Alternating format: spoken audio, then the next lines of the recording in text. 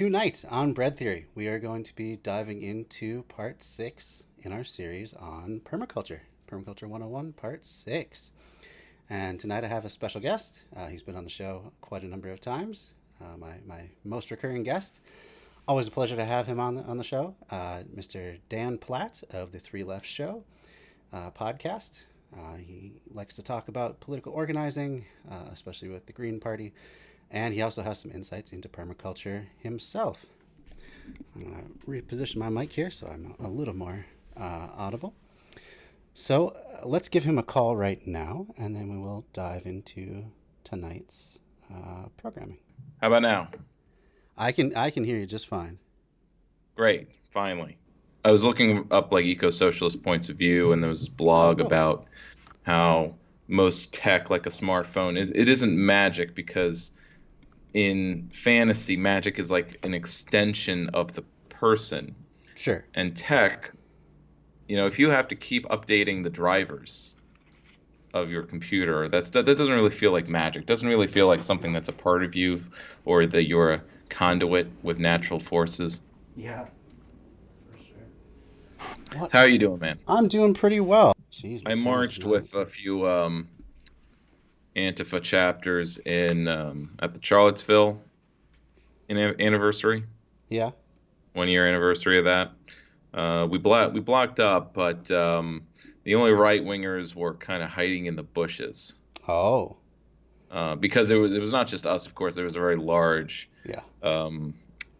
immigrants' rights rally, and so it was more like we were just attending as a supplementary squad of support. I see. So yeah.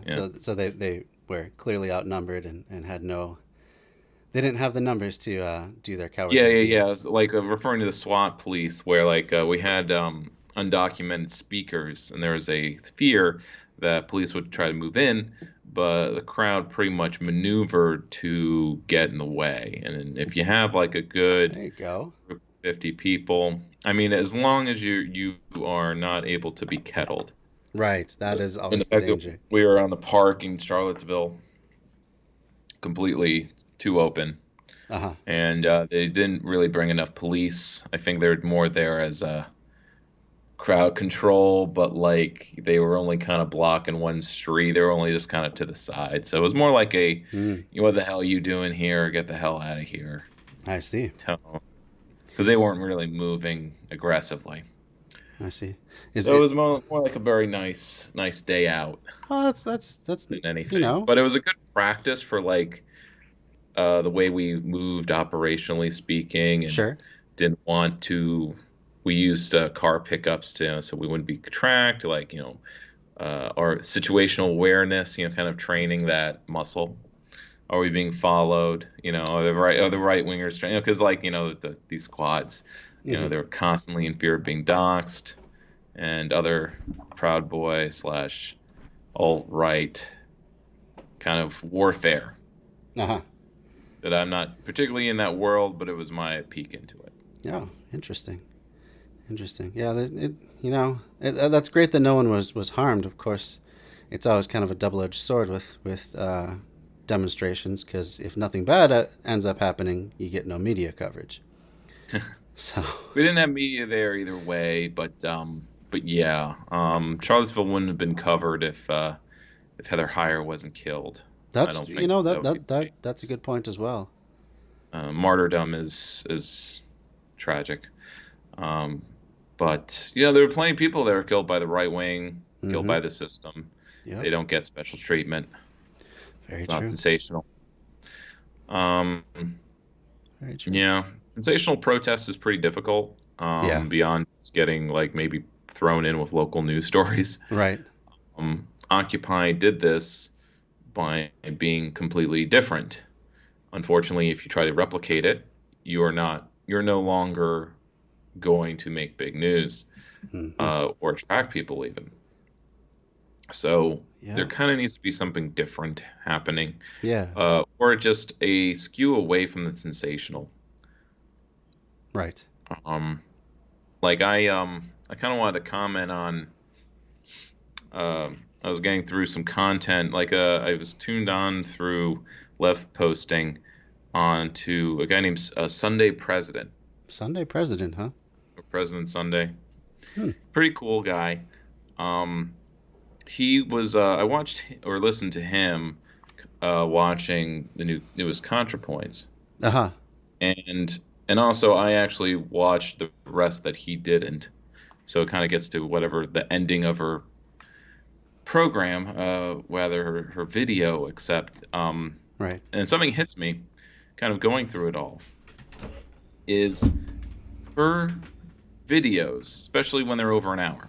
Uh-huh. And now that they're 2 hours, they remind me a lot of my show. Oh. Like you pick a topic and then you cover 10 minute. You could break it up into 10-minute segments Mm-hmm. talking about one aspect or a certain meme or idea in the context of a wider topic. Sure. So like she does meme analysis. I mean, and I'm being literally like the channel meme analysis. I think he was doing what Natalie Wynn was doing with this video much better. Yeah. But he does it in 10, 20 minutes. So the whole like, this could be way more succinct. This could Yeah. be more understandable. I think meme analysis does what Natalie Wynn is trying to do. But Natalie Okay. Wynn, and I'm not saying this as a negative, but it's just something that maybe we all do to some extent, is we talk about ourselves quite a lot. Yeah. Or relating a topic, because as she kind of points out, this is in the first video where she does this, is she has spent the last year not doing anything. So she's kind of been Right. in her own head You've got a lot of and ideas just using the floating around, phrase, yeah. I've been thinking about this a lot. For sure. Thinking, not doing. And so like kind of, oh yeah, and the other thing that's like kind of positive, but also not something that, at least for the wider audience, is concerned. Your first audience should be yourself. And so it's like this video about envy, it isn't directed towards you, a grieved audience. It's to herself to Right. stop being negative, to stop being terminally online.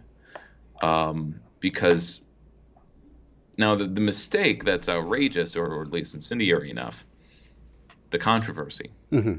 is that she does this, this is my observation, the conflation of various different lefts, like herself as a lefty, Okay. but also left tuber, and all these other lefts, or fake or pretend or imaginary leftists, defenders of Mao's great cultural revolution or something.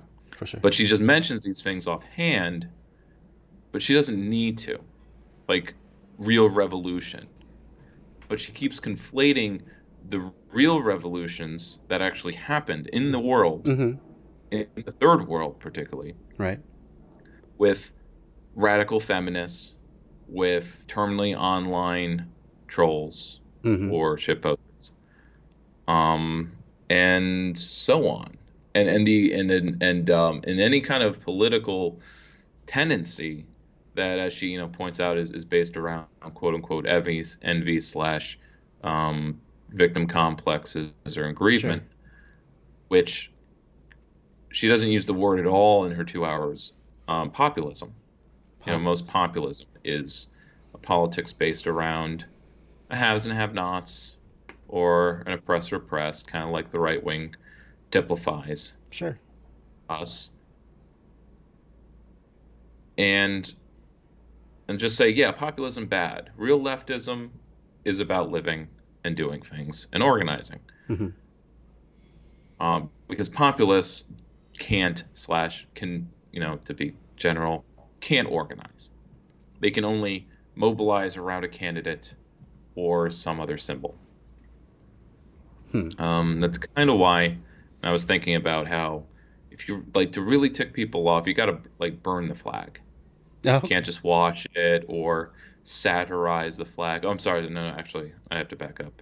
This is with a different thing I was watching. It was Fought Slime's latest Okay. about clicker games, Oh, I haven't seen that one yet. and how it was just another example of like things that satirize the system, either reinforce it or they just get subverted themselves. Mm-hmm. And You can have the best satire of the system. It doesn't change anything. Maybe it makes people think twice about supporting the system, but like, okay, I don't like capitalism, but that doesn't make one a socialist. It doesn't make someone a an activist. And so it's like the only way to really subvert the system is to fight it. You can make a satire of an American flag that doesn't turn heads like burning the flag. Or, you can make fun of your boss, Hmm. post Dilbert comics in your cubicle, but you're not subverting the system or the man Sure. unless you unionize him. Yeah. You're just kind of griping and pointing out flaws without offering any way of addressing those Sure. flaws. So that's kind of what ContraPoints Natalie Wind was going for. Yeah, that's By somewhat of a taking fair so long point. to do it, Somewhat of a fair point. it gets muddled, really muddled. Yeah. Yeah. Yeah, I can definitely see that.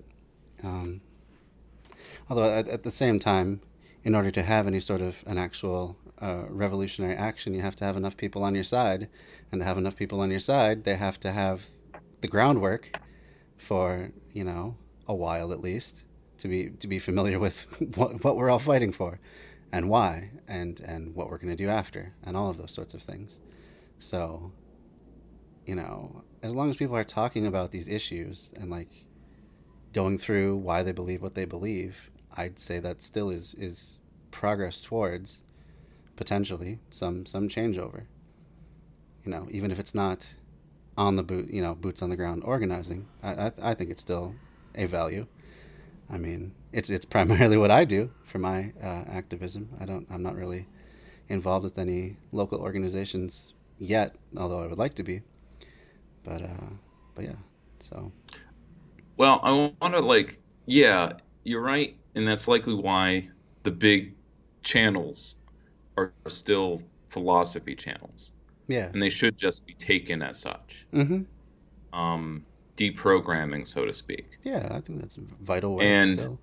as long as there's a pipeline, and I think if there's outrage that Philosophy Tube or Natalie Wynn, ContraPoints, and other such channels, they're not there still needs to be a pass along to the next stage of political education, Oh, for sure.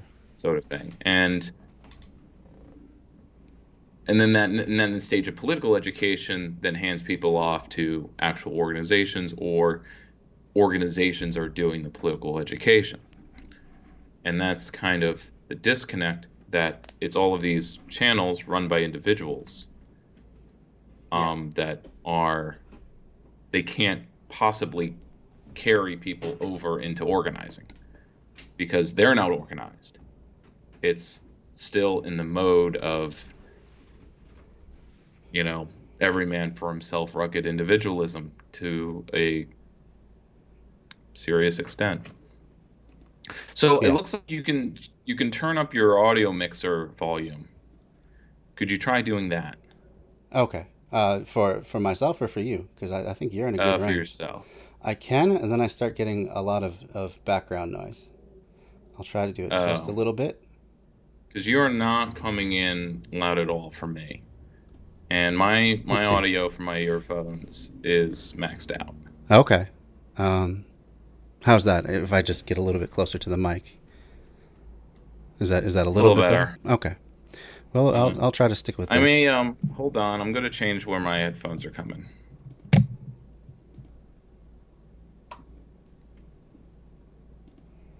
Oh boy, finally got my camera back. Let's see how long that lasts.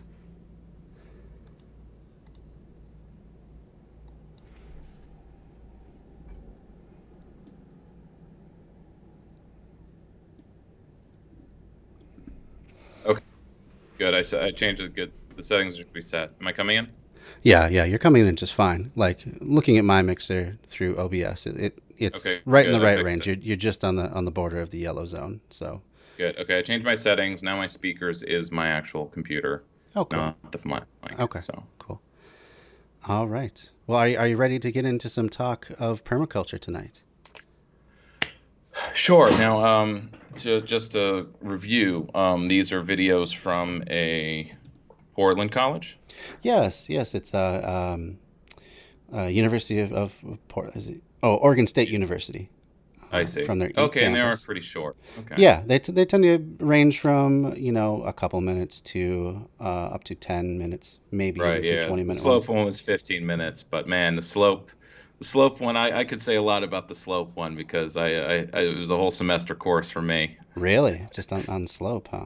Well, it's called site planning Yeah, or site design, and it was the main most of the assignments was each week was us basically shading in a topo map, hmm um, and basically shading in different aspects of effect. So the shade, the seasons, the temperature, and the kind of as you go through the course, you're overlaying, I mean, you're tasked with overlaying all of these different maps. And at the end, you basically end up with one particular spot where the house should go, Aha. like the best spot I see. for the house. And it's set up that way, it's like a ha puzzle. hmm Um, After each week, explaining microclimate, windward, the wind, Yeah. leeward and wayward signs of a hill, sun exposure, and three others. Yeah. And basically, you overlay them all, and it's like, oh, okay, the southern side of this hill is the perfect place for the Perfect spot house. for the house. And then the last 2 weeks is then about grading and actually kind of drawing, redrawing the topo map to like, okay, how would you grade the lines to show where the driveway is, Yeah, that's an or the important part. going up to the road going up to the house and grading it. Yeah. Um, so yeah, Yeah. So in permaculture, they refer to that sort of planning as sector analysis.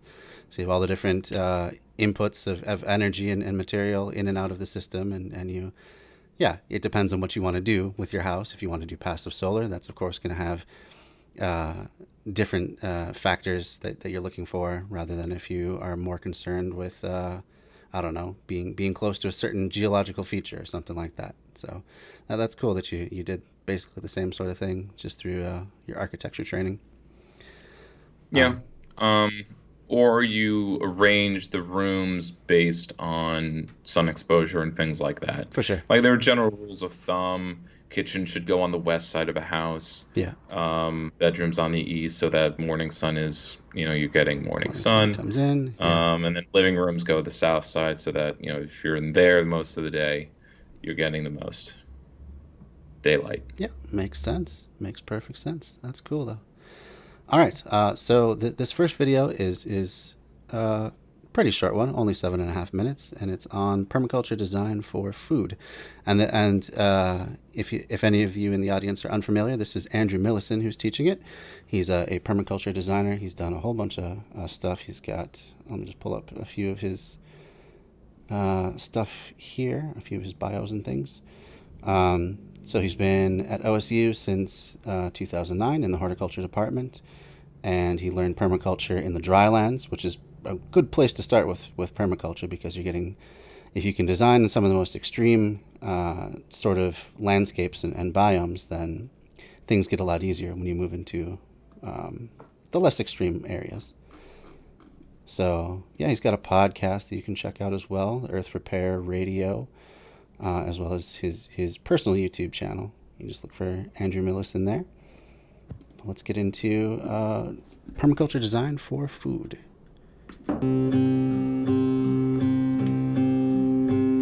Strategies for food production vary greatly between the major climate zones. There are some themes that are constant for all climates. One of those Like oil is the use. use of locally adapted varieties of fruits, vegetables, nuts, and domestic animals. This places permaculture solidly in opposition to factory farming and the use of genetically modified plants and animals, where only one variety of plant or animal is mass-produced and agriculture is homogenized over wide regions. Remember that diversity is resilience. And the permaculture approach is to value genetic diversity and support the living evolution of food crops that are suited for the unique conditions of each area. In drylands, food production centers around the development of oases, where water and nutrients are concentrated from expansive areas into fertile and well-watered strips. In most historic examples of dryland agriculture, runoff is collected from vast areas into valley bottoms and ravines to produce well-watered pockets where farming can be undertaken.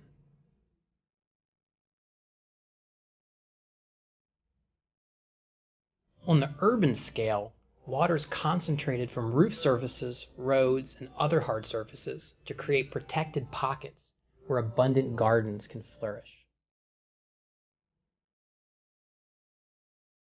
Grazing is feasible in drylands over the wider landscape, but the land needs long rests in between, so proper rotation and stocking rates are essential so the grazing does not completely denude the vegetation and trigger cycles of soil erosion that can be very difficult, take a long time to repair.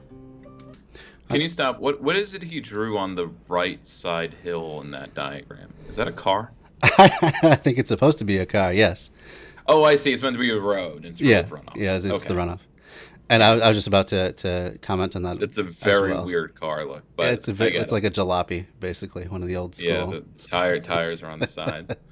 But yeah, now one thing that everyone should keep in mind if they're doing any sort of agriculture or food production for people in these drainage ditches is that you have to be very careful to what you put in there and what you take out, because you can have runoff of some pretty bad things, engine oil, copper from brakes, which if you're doing anything with crustaceans, they're very sensitive to copper, and that may well kill them if you're doing that. And then just be mindful that anything that's coming off the road may end up in the food that you're taking out of that ditch. So it might be advantageous to create some sort of a pre-ditch where the water can filter down in through the soil and keep a lot of that nastiness out, or just use that for other things rather than human food. Yeah, the car runoff in the diagram there is kind of out of place. That's why I was like confused at first. Sure. Because it would be a different bioswale system for roads, and which would not be for food growing. Right. So you do have road runoff go or from parking lots and into ditches of various types of bioswales, and you put marsh stuff in there, cattails, and that cleans the water up before it goes into the water table. Right. But that's a completely different thing than if this was a ditch with food in it, right? Which is what he's diagrammed. Also, for another kind of offhand, can you do a quick Google search images for a quat? Quant.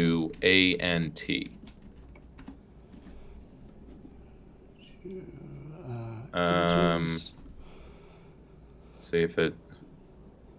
Add to the search terms water and Iran. And Iran? Yeah. Maybe I'm misspelling it. Nope, there it is. Okay. Second image. So in sustainable Quanat. infrastructure, which was one of the Quanat. One of the no, the image was good enough. But so I took one graduate level course, which was sustainable infrastructure, and one of the things we spent a week, or at least one of the lectures on, was this marvelous piece of technology created by Persians. And yes, this technology has been around since classical times. And it also spread out to Iraq and the Levant. And basically, it is taking runoff from hillsides by digging these kind of vertical shafts. Sure. The water flows down into that tunnel, basically, and the tunnel then basically flows. It's like an underground aqueduct. That's interesting. And then it collects. I mean, in this image, it's showing it going into irrigated land, as you can see. But there's Uh-huh. also versions of it that where it goes into a cistern or a Sure. fountain, and then the town would be built around that, That's really cool. or the collection, water collection. So it's like a reverse well, where instead of Right. going down into the water table, it is um, going like back into the hillside. Mm-hmm. And using the natural just gravity feed, it's just not as extreme as the water table naturally dips down, so that you're moving water across the landscape more or less, rather than allowing it to Yeah, flow just and all the it's way down and potentially be harder to get at. exactly, it's above the water table. Right. Well, that makes it more similar to an aqueduct. Yeah. Um, It's very cool. mhm. Wow. That's awesome. I've never even heard of anything like this, but it makes perfect sense. I'm surprised more permaculturists haven't caught on to this sort of an idea. Well, they don't want you to know about it. It must be. They It's want to big keep information permaculture. out of the hands of the people. That's right. They want you to take their classes before you learn this sort of thing. I really don't like that tone of like, well, it's usually used by like, the doctors don't want to tell you that if you Right. just eat walnuts, it can cure your Right. cancer. Oh, yes. Well, And it's like, look, they don't want you to know that you can gather water through an underground aqueduct, or that people in the Middle East, developed this, and it's way better than an aqueduct. Well, it's the same thing, but as far as infrastructure from the classical age is concerned, hmm um, but they're still in use. They still can be dug. Um, very cool, though. yeah, and there's some good pictures of other Iranian-built water infrastructure, similar to like the other thing that's paired with this is taking ice down from the mountains and then storing it in a big underground cellar, and then being able to draw snow year round. Yeah. Yep. Now Because this is just showing the fan. This is the water runoff that's being collected by the Plaat. uh-huh. So it's just showing that it's just a hillside with the water that's flowing down. Interesting. Mm. Very cool. And yeah, with just using The ice storage is the next thing. the ice storage thing. Yeah. Just using the natural, relatively even heat of the earth to keep things a little bit cooler, keep that Oh, very ice cool. Very together. cold. Yeah, like I think the average, like once you get down, I don't know, 10 or so feet, average tends to be like Yeah, between 45 and 50 degrees exactly. Fahrenheit. Ice So cellars used to be standard before refrigeration. yeah, I'm Um, sure. every farm would basically have an ice cellar. Very If you cool. lived, of course, in the north, Yeah, we have winters. where you have winters, you can go saw a bunch off of the lakes. They used to do that a lot in Minnesota. Since we have so many lakes, it was very Yeah. common to have entire businesses where they would just spend all winter Oh yeah. sawing the big ice blocks. And Local business too. yeah, oh yeah, for sure, for sure. Yeah, you don't have to. As featured in the Disney feature film Frozen. There's that corporate tie-in. Gotta do it.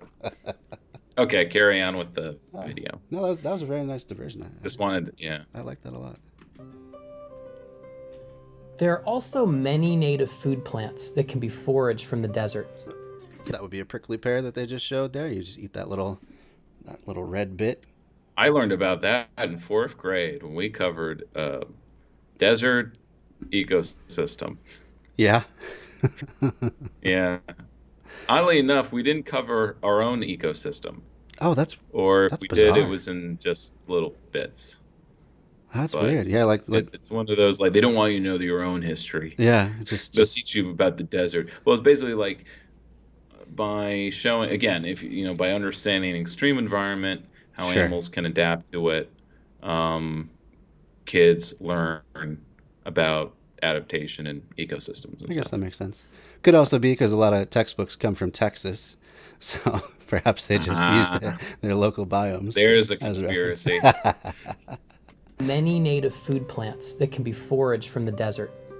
In places like the Sonoran Desert in the southwest of the US, there are abundant wild food plants to be harvested that help to feed indigenous people throughout their history.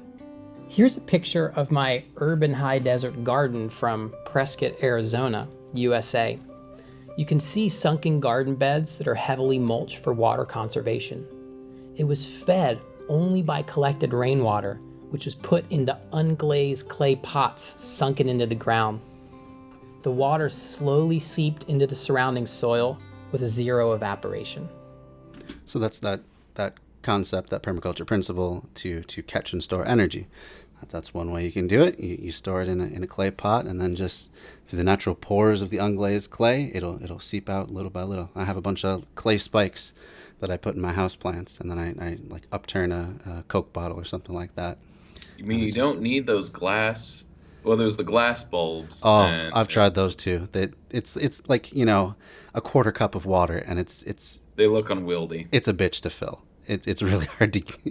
That's what I when I'm looking at these interior design magazines, I'm like, wait, how do you fill them? Right. Or like, how does this actually work? I mean, yeah, like I'd rather just water my plant every day. I mean, for sure. I throw a glass of water on it. I mean, it's not that crazy of a chore.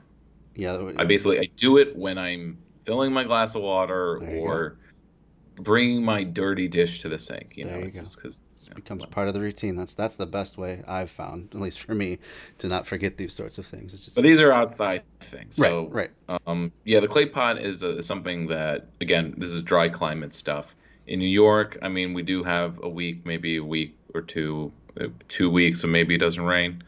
But it's not such a big deal. We have an extensive water table. Yeah. But yeah, I mean, it's been a rough. I mean, as climate changes, we do need to have ways of storing water. I mean, we do that pretty easily. The Hudson itself has many flood control measures. And I'm talking about flood control, not irrigation. But there's this. We have a lake called the Great Sacandaga Lake, and I keep forgetting that lake is completely man-made. It's just the damned Hudson. So the Hudson has a few dams on it that ensures that anything south of Troy, or where the Hudson meets the Mohawk, right, there's no flooding because there would be, and where downtown Albany would flood. Now, if there's a flooding, it's because of our own local runoff isn't controlled well enough, because of, all the pavement. But or the collection in the sewers, but we're slowly dealing with that, little by little, with soft infrastructure when we can afford it. Oh yeah. Or the state grants. State grants. Or whatever it is. Yep.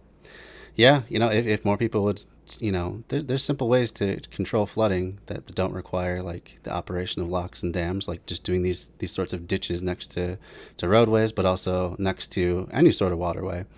The thing about flooding is if it rains in the mountains, all these tributaries all at once get a whole bunch of water, and it just comes down and overflows. But if you have enough, spaces for them, enough depressions for them to for the water to fill up in instead, you get a much more gradual release of water, and it's better for growing things. It helps. Yeah. Well, the Hudson dams I'm referring to are about gradual release of water. For sure. They are meant to be They are meant to have. Basically, they're meant to overflow. They're They're slowing like the river down, so to speak. Sure. Okay, that's cool. But yeah, there's plenty of ways we can use permaculture to make those systems even better. Yeah, very cool. I just want to say hello to Strin in the chat. You say you've been lurking mostly, but you're exhausted today. Well, hey, sit back and let us teach you a little bit more about permaculture. I hope you're enjoying what you see so far. So yeah, thanks for that. And if anyone in the chat would care for a shout out, if you do streaming yourself, just let me know. I have it set up now with a bot that I can shout you out. So just let me know, and I'm happy to help out people doing the same sort of thing that I am. The temperate zones are different from the dry lands in that we find more intensive food production possible across the wide landscape. The presence of rain and snow means there's a lot of biological activity going on, and soils are easy to build. The temperate zone is where it's appropriate to do large-scale field cropping and livestock production with less risk of degrading the land. In temperate climates, it's more about managing the abundance and choosing what you will grow while keeping aggressive weed species from dominating. Because temperate climates are farther from the equator, sunlight can be a limiting factor. Proper orientation toward the sun and creating sun traps will create microclimates that are lighter and warmer and more protected from the wind. Now, he doesn't show, is he going to show what a light trap looks like? Yeah, he just drew. That's what he just drew, basically. Yeah, basically it's a U-shape thing with, we have your hedgerows and you're blocking the wind from the north if you're in the northern hemisphere. But you're not blocking light as it moves around. Right. So those critical hours of the day, things are pretty wide open. Now, in architectural design, something that's like you go over it over and over and over again are those sun arcs, and calculating it for each site. Right. There are really good, if not apps, but websites where you can just search for a sun arc at the press of a button, or certain there's a modeling software, I don't know if it's been improved or replaced, but it's called Ecotech. Okay. And you could put your 3D model in it, and it literally had the parameters for, basically you just type in the latitude, longitude, and it will literally in the time, and it will render the shadows. Yes, on path. And very cool. It's an Autodesk product, but I got it for free via a pirate. Wow. I'm sorry, a senpai. I got it through a senpai. There you go. Don't want to incriminate yourself. Grad student who simply had all of a lot of softwares with cracks when they still worked, or I don't know if you could still do it, but them going to subscription models probably threw a lot of that out. Yeah, it seems to be the pattern for everything online these days. Don't just buy it outright. But anyway, let's continue on here. Idealized farming landscapes in temperate zones are mosaics of field, forest, hedgerow, and orchard, rotating fields between grazing, food crops, and cover crops, collecting water in ponds, and managing productive forests, as you can see here. Heating is from wood and wood products. Fruit and nut trees grow abundantly, as well as fungi. Where I live now in Western Oregon, a few hours in the forest can yield many meals worth of mushrooms. But you gotta know what you're doing, okay? Absolutely, you gotta know. Don't just go out and eat random stuff. If you're in a different kind of forest, there could be some not so good ones. Oh yeah. We were discussing this. I was on a hike last weekend, and there were definitely mushrooms to be found. Sure. I don't think any looked edible to me. They weren't very big either. But I want to mention that Low Tech. I want to plug Low Tech Magazine. It's a website that prides itself on articles about going low tech, particularly the being sustainable, resilient, and permaculture counts. By the way, not a lot of technology or high technology goes into using permaculture. You just need basic farm tools.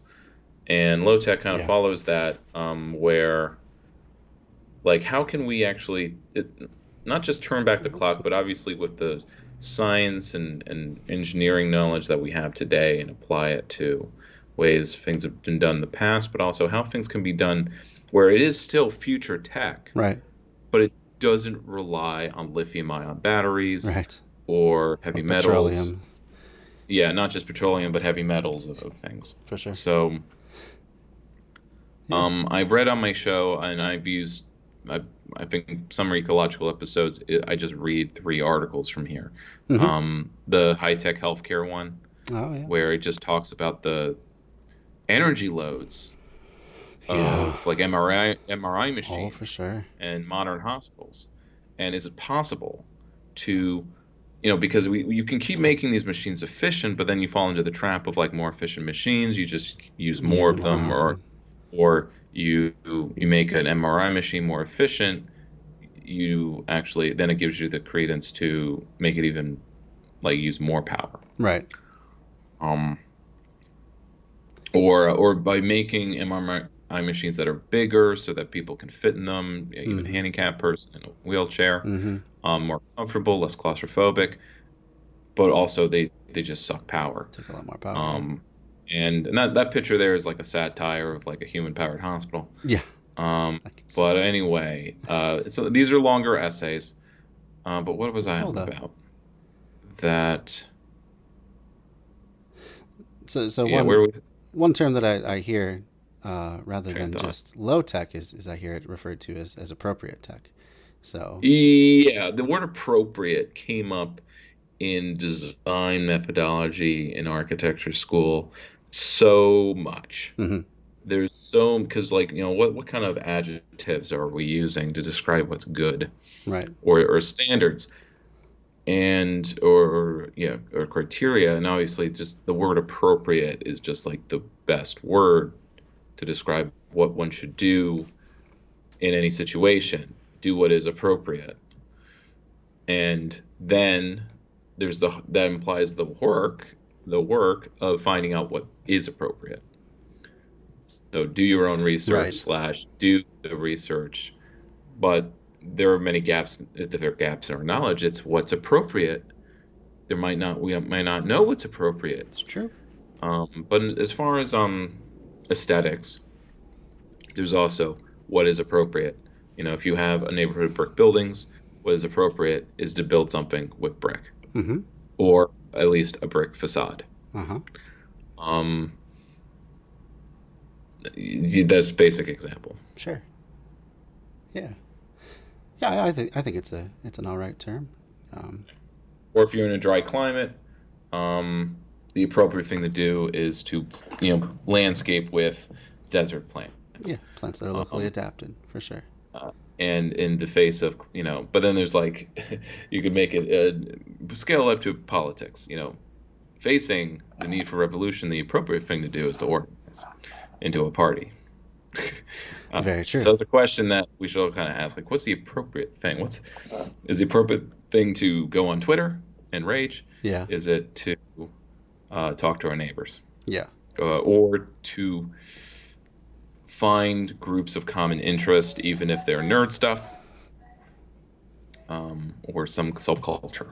Mm-hmm. Mm-hmm. So I don't know what brought me to Low Tech Magazine. Do you remember what I was You, linking to? I mean, you were talking about how you go through some of the articles on your stream or on your podcast and stuff like that. Let's see Yeah, what were we talking about in the thing. Yeah, I guess it's probably just because he's talking about using appropriate plants I for your suppose. landscaping. So, but yeah, that's a cool resource. I'll link that when I put this up as a YouTube video. It's almost always warm. Plants may go dormant in dry periods, but when water is available, things are constantly growing. Happy This trees. means that soils are actually poor because the nutrients are constantly being taken up by the plants. Nutrients can leach easily from soils during heavy rains and become compacted and eroded. So the soil should always remain covered by plants or mulch to protect it. So it's best to focus on tree crops and herbaceous perennials to maintain fertility in the system. Annual agriculture can be devastating in the tropics if nutrients aren't replenished to the soil. Where we do find annual agriculture, like this scene from Cuba, there's an extensive worm composting operation to support it. The tropics are full of perennial food plants, many of which grow as understory plants, and the integration of annual crops in a mosaic with fruits and nuts provides the soil nutrient stability that's needed. just before we get too far past the point, he was talking about how it's a good idea to cover everything with plants, and that doesn't have to just be on a farm. That can also be, to some extent at least, in an urban setting as well. There's a number of green rooftops that I maintain as part of my landscaping duties at my main job, and the nice thing about plants is they're a self-repairing technology, and so they take all the blows from the rain and the wind and all that stuff, and protect the building from having to weather Did that you stuff. just refer to plants as a technology? Yeah, I mean, in the way that they're applied, it kind of is like an appropriate tech. Perhaps you bristle at that characterization a little bit, but I just want to add on. When defining architecture, or even not even referring to building or architecture, one professor of mine, a Spaniard, always referred to what we were doing as an intervention. Intervention. That we're not placing that the site or landscape or ecosystem is already complete. Sure. But we're merely intervening into it. And thus we need to take care / be aware of what is already there, the site, the context, and put in what is appropriate. That what we were doing is never,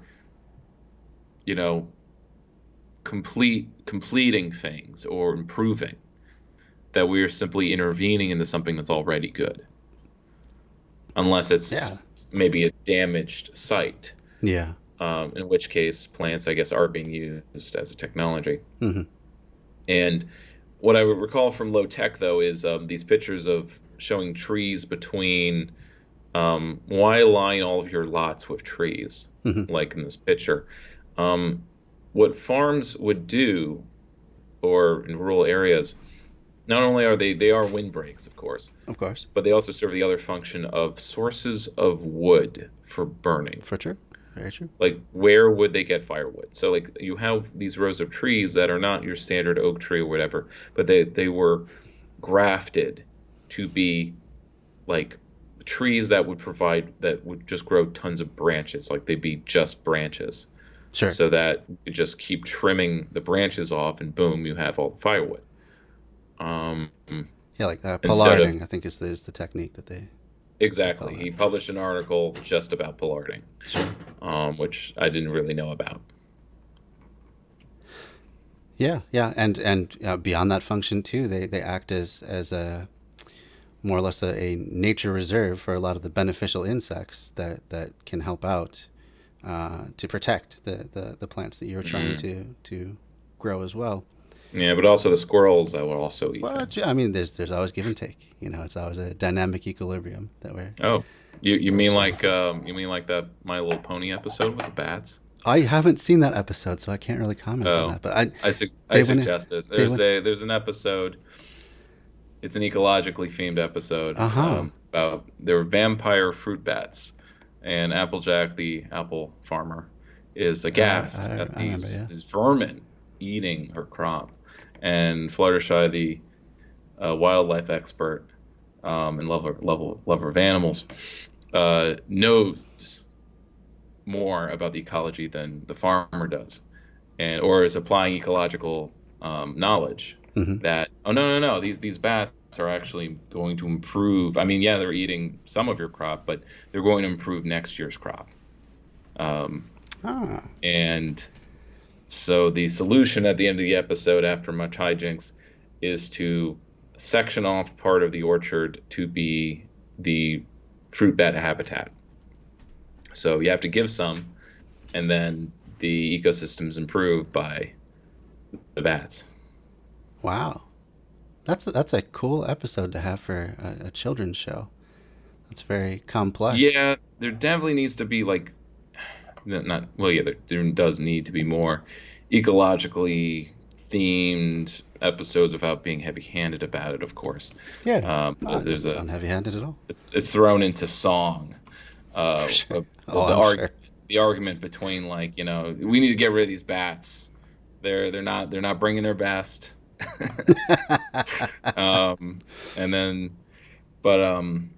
Unfortunately, Butterfly's arguments are both moralistic of like, but they're families and they have Uh-huh. children and they deserve to eat apples. They I like mean, hey. and then it's like, but they'll also make your trees stronger next year. I'm like, well, Uh-huh. what about this year? Yeah, well, I'll be ruined. getting both the utilitarian And it's like, and well, the why is she? Because the rich ethical. pony who funds the farm or like credits, it's just what, how does pony economics work? Not explained, not important. It's magic. It's magic. That's Why right. do you Well, even need money? I mean, yeah, as soon as you start talking about friendship, then of course it's magic. Of course. Yeah. uh, Strin in the comments here would like to know which episode number, if you or season and episode, if you happen to know offhand. You could look that up easily. Yeah. Why don't you type in My Little Pony Friendship FIM in Wikipedia, and I'm sure there's an Sure. episode list. It's later. It's like a middle late season, maybe season 4. It's called Flutterbat. Flutterbat. Yeah, Flutterbat. I think it's called Flutterbat. Look at that. Flutterbat. Or Bats. It's just called Bats. Oh, Wait, it's is it just called Bats? Oh Bats. man, been too long.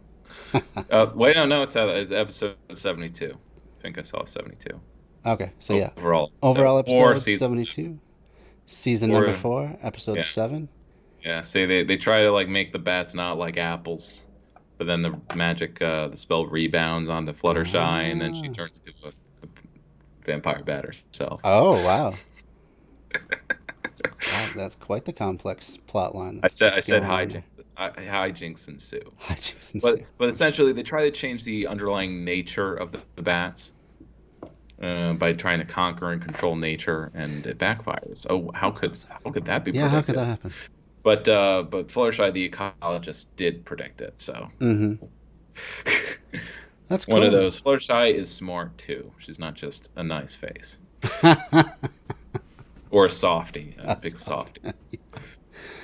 Well, that's cool though, because I mean that really is the point of cleavage between modern agriculture or conventional agriculture and permaculture, in that conventional ag just basically looks for nuclear options for every problem.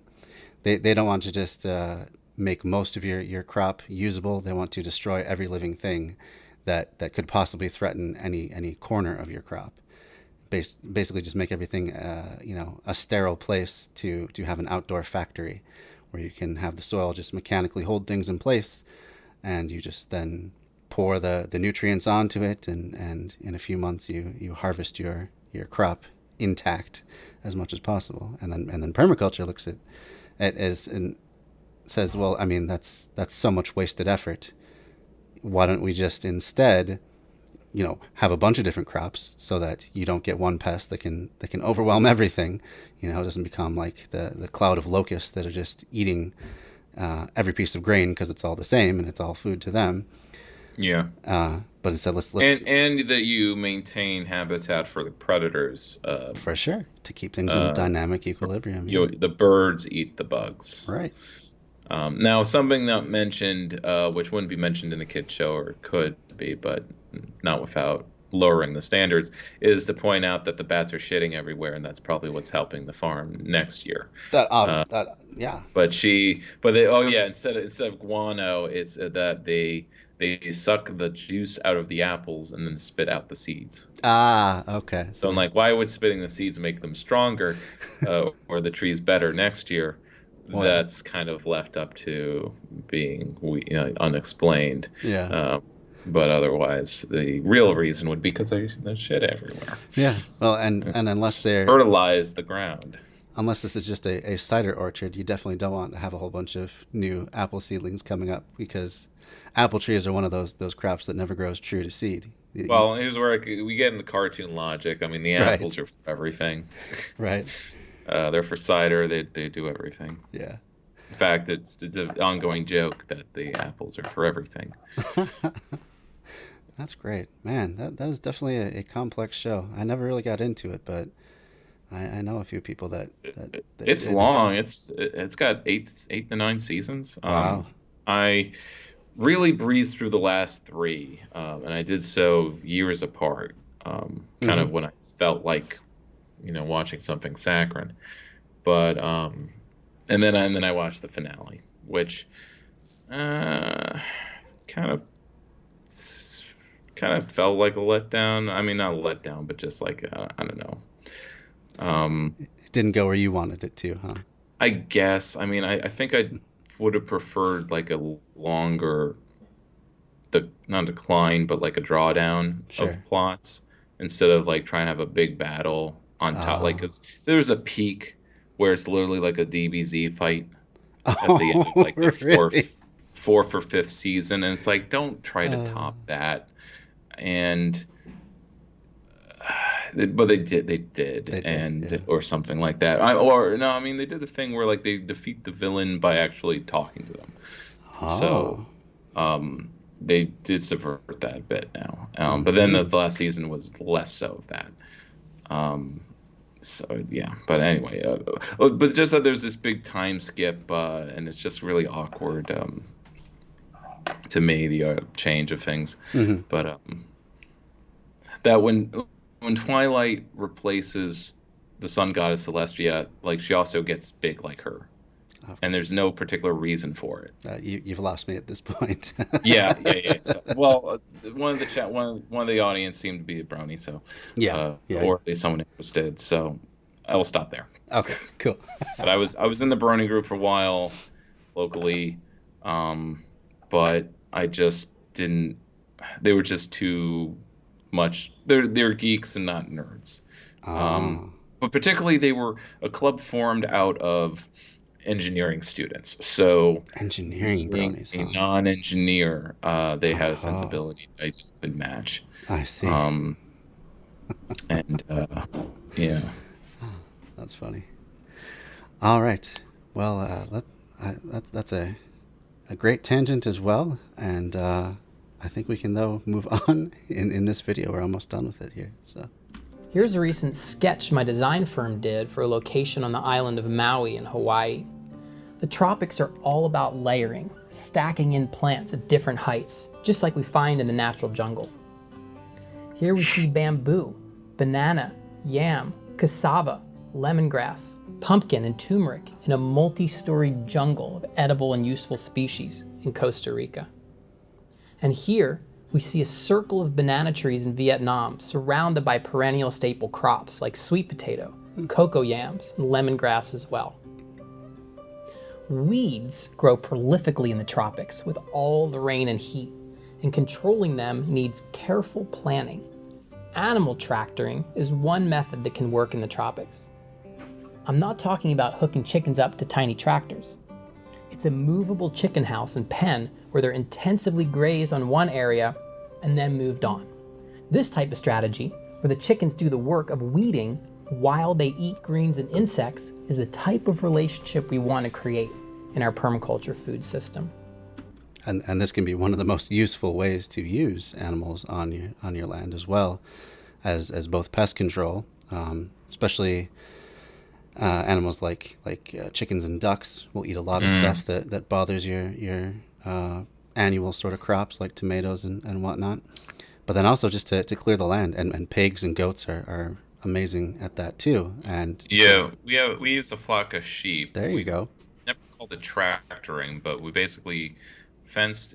We had a movable fence, it's an electric fence, because so it's Yeah. Okay. basically like a few strips of fabric, but they get electrified Like by electro solar. netting. Yeah, netting, Mm-hmm. and really a bitch to set up, but otherwise, I you can do it. imagine. We set it up around the Phragmites that we were clearing and having the sheep eat Uh-huh. them day at a time, basically like a 20 square feet, Mm-hmm. and I mean 20 by 20, Yeah. Yeah. so it's 400 square feet. But anyway, Gotcha. I don't get the chickens being in like a triangle coop. I know this one guy was showing chickens and he was using them to just graze around his garden, Yeah. and the garden has a fence around it. Right. I think Now notice, the idea with the chicken tractor is you have wheels on one end, so you just tip up one end and you move it along a little bit by little bit, and then you don't have to. It especially is used in like very open areas. So yeah, the chickens are wrangled. Right, yeah. yeah. I mean, you can see it, it's kind of in a field. Right. Now, I want to mention the rainforest type of activity with the trees, and then a middle story, Uh-huh. and then an understory. Mm-hmm. This can also work in architecture, Oh. where you have an understory of one floor or of the basement and the ground floor of a building, Mm-hmm. then a middle story or the canopy Mm-hmm. of your second and third floors, Mm-hmm. and then you will have the what's it called, the entrance, the top layer of the rainforest, which are just like little shed buildings that poke up out of the roof, Oh, okay. So, yeah. instead of having big roofs or flat roofs. Uh-huh. Interesting way to And think of it. yeah, the guy who wrote like Eco Cities kind of outlines this, and he has a sketch that I've copied for myself. All right. Now he mentioned his firm was doing that kind of design on Maui. I wonder if that's the Zuckerberg estate. I certainly hope not. I Yeah. hope he's Now, not. Eco Cities and the book next to it, I've owned both. I very much recommend them because the later chapters, he actually outlines political strategy, if not political Oh, strategy, just he's but bringing it all putting, together. well, political strategy isn't the right word, Okay. but being an activist. He has chapters on being an activist for Eco Cities, putting the ideas into practice, which so many other authors do not do. Mm-hmm. They just give you the ideas and say, like, we need a movement to fight for this. Thanks a freaking lot. Um, Yeah. so I guess then you're left to read a book about About how organizing, you then do what they say. but those are even sometimes not so helpful. Now he points out, like, I mean, just the steps of setting up a committee and what kind of things that committee would do or could do in your standard American town. Sure. And Just real basic stuff. First steps. really, really good stuff. Yeah. So, That's cool though. yeah. I like that. And at $7.49 on thrift books, it's quite the deal. Oh yeah. I don't know what I paid. Maybe I think it was a gift. Uh-huh. I don't think I paid for it. I don't remember paying for it. Well, there you go. But yeah, no, it's a good one. Not new, but it has staying power because a lot of its ideas haven't been fully implemented. So it it's not the kind of thing where you get a book and it's like, oh well, this is out of date, so to speak. Right. Yeah. The times have moved on. The circumstances are different. Unrelevant. That sort of It's thing. not relevant to the problems we have, but like Right. talking about kind of like with the site planning, making a map out of your city on what it would be like if it was an eco city. And one of the kind of things he goes through the steps is daylighting any water, Mm-hmm. creeks and water flow. So you basically, I mean, it's massive transformation, of course. So then there's densifying around nodes to the point where like you have 10-story nodes, and then everything else is you're really like deurbanizing almost, but it's more about clustering like all of your city Mm-hmm. into one neighborhood Yeah. for the most part. That way you actually can have farmland Right. and or permaculture gardens Right. You have a much smaller footprint on the of creeks, the city. because creeks are never really that far apart from each other. For sure. Yeah. So That's interesting. now this would mean like, depaving slash de-developing Right. so much A urban lot. space. Yeah. Not really going to happen. But as far as like say when the far future and we're rebuilding our cities, Right. these ideas could actually be put in practice. Yeah. Yeah. And we For can sure. when Just when drawing your future city in your sci-fi, I picture the illustrations that he has. yeah. Yeah. Yeah. And funnily enough, the book I read recently is it's called the Fifth Sacred Thing. It's by Starhawk, who happens to also be a permaculture designer, and it's set in a future that's been ravaged by climate change and pollution and all that sort of thing, set in San Francisco. And they mention, or she mentions in that book, that one of the things the citizens did was, one of the first things they did was to daylight all the streams on the San Franciscan Peninsula. And that's one way that everyone has abundance of water, because it's allowed to flow as it normally would have. So that's cool. Mm. Cool. Yeah. If you're not dumping your trash in it, Well, yeah. that'll work. I mean, And that's why they were covered. They were Yeah. covered, back in the industrial era because of so much runoff from pollution and trash dumping. Yeah. I'm reading a book about money. Well, I'll stay off of that. Oh, okay. Yeah, sure. Albany has a long history. It's a 400-year-old city. And so I'm reading one of the books about kind of reaching back through oral history, going back 200 years. Oh, And wow. there are other more serious history books, but it's called O Albany, so it's more about the oral history and the kind of like the way it's written, because it's written by a novelist, is kind of like a long reminiscing of an old person, where it's like, oh, now that I'm talking about this church, let me tell you about this other church. And oh, the priest at this church, let me spend 2 pages talking about him and his life. It's kind And of I'm like, I don't care about this priest. rambling, But circular, connected. yeah, but stuff. these are the notable people of the neighborhood Sure. for 50 years, Yeah. And maybe one street will be named after them, like, oh, that's why that street has that name. Yeah. I actually like that style of storytelling, where it just kind of, whatever is catching your, the periphery of your thought. You Yeah. just go off on that tangent, because It- the way we tend to tell history, it's very linear. It's like this happened and this happened and this happened and this happened, but there's all sorts Yeah. of stuff going on at once. So But local history can be done the same way, but local history is so never included in curriculums. oh, At least that's it was that's in tragically Albany. true. Yes. And with a city that's so historic like ours, like it's amazing it's still not Yeah. Well, I mean, at all. even Even in elementary school when it could, anyway. sure. I mean, even a city like Minneapolis, which got its big start being the um, like the farthest north crossing of the Mississippi River, so it became a milling town because of that. There's a significant amount of history that I never learned in school, growing up just in the suburbs of it. So it could be taught anywhere, really, and it's a real shame that it's not more focused on. It's strange. It's strange that school districts just kind of don't They just include it yeah in they their just gloss right over necessary it. curriculum. Unless it's, even in magnet schools, wasn't like maybe a little field trip here and there. Sure. It does ruin certain things where one of our creeks in around this area, because things have Dutch names, they're called kills. The Norman Kill, and it's one of the ones that hasn't been buried because it's too big, and the valley that cuts is too big. It's a real tributary, not to fuck with. And if anything, if you build along it, your house is going to fall into it. It fucks with you.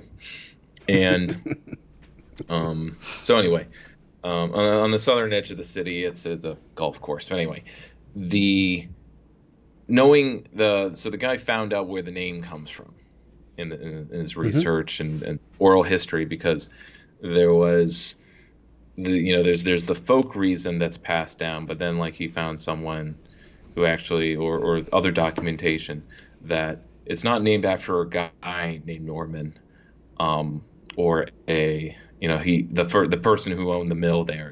No, the person who owned the mill was an asshole wife beater, Oh boy. and so he was such a brutal man that he had the nickname the Norman.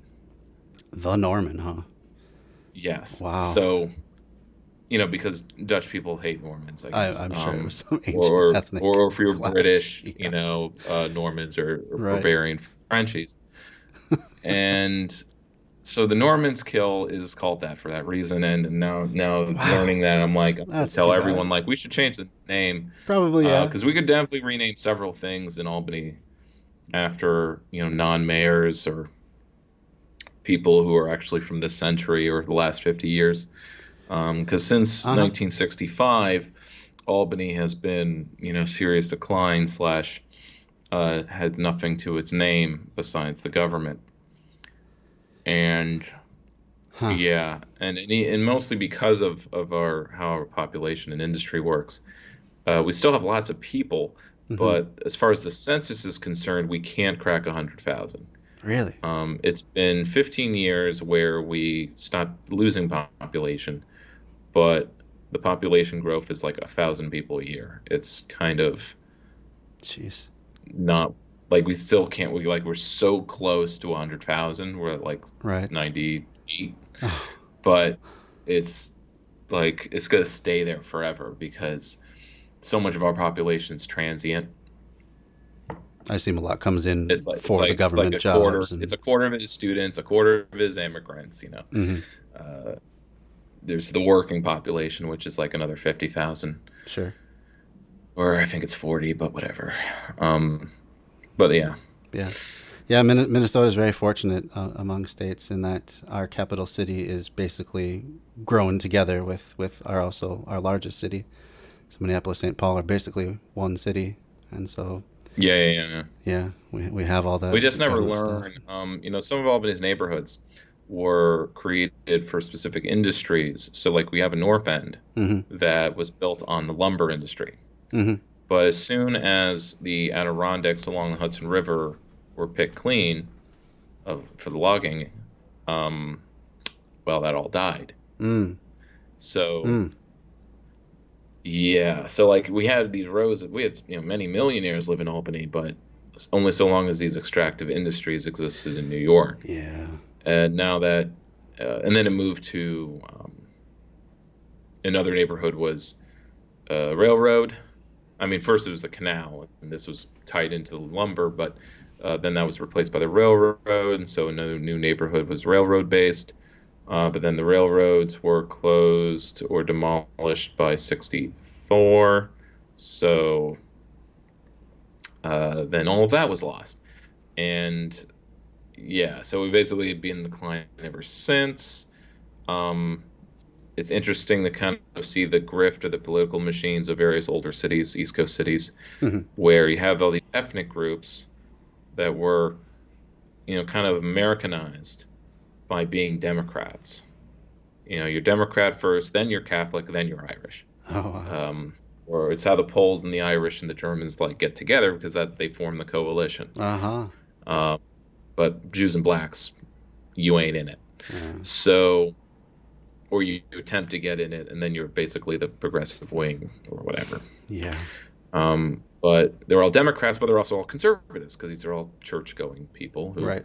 just want to get theirs. And so, whether through expropriation or what's it called, various corruption of what's the word? Not slush funds. Well, anyway, Yeah. stealing from the public coffers Oh, little by okay. little, and and then they move, and then as soon as black people move in from the South after segregation ends, Mm-hmm. or right before, they all flee the suburbs Yeah. with the wealth that they gain from Albany's industries. Right. So it's like almost like as soon as the industries end, they move with all the Get out of wealth that they Dodge. gather. Yeah. And so Albany was left kind of a wealthless Hmm. husk. Hmm. And it's been that way ever since. Oh yeah.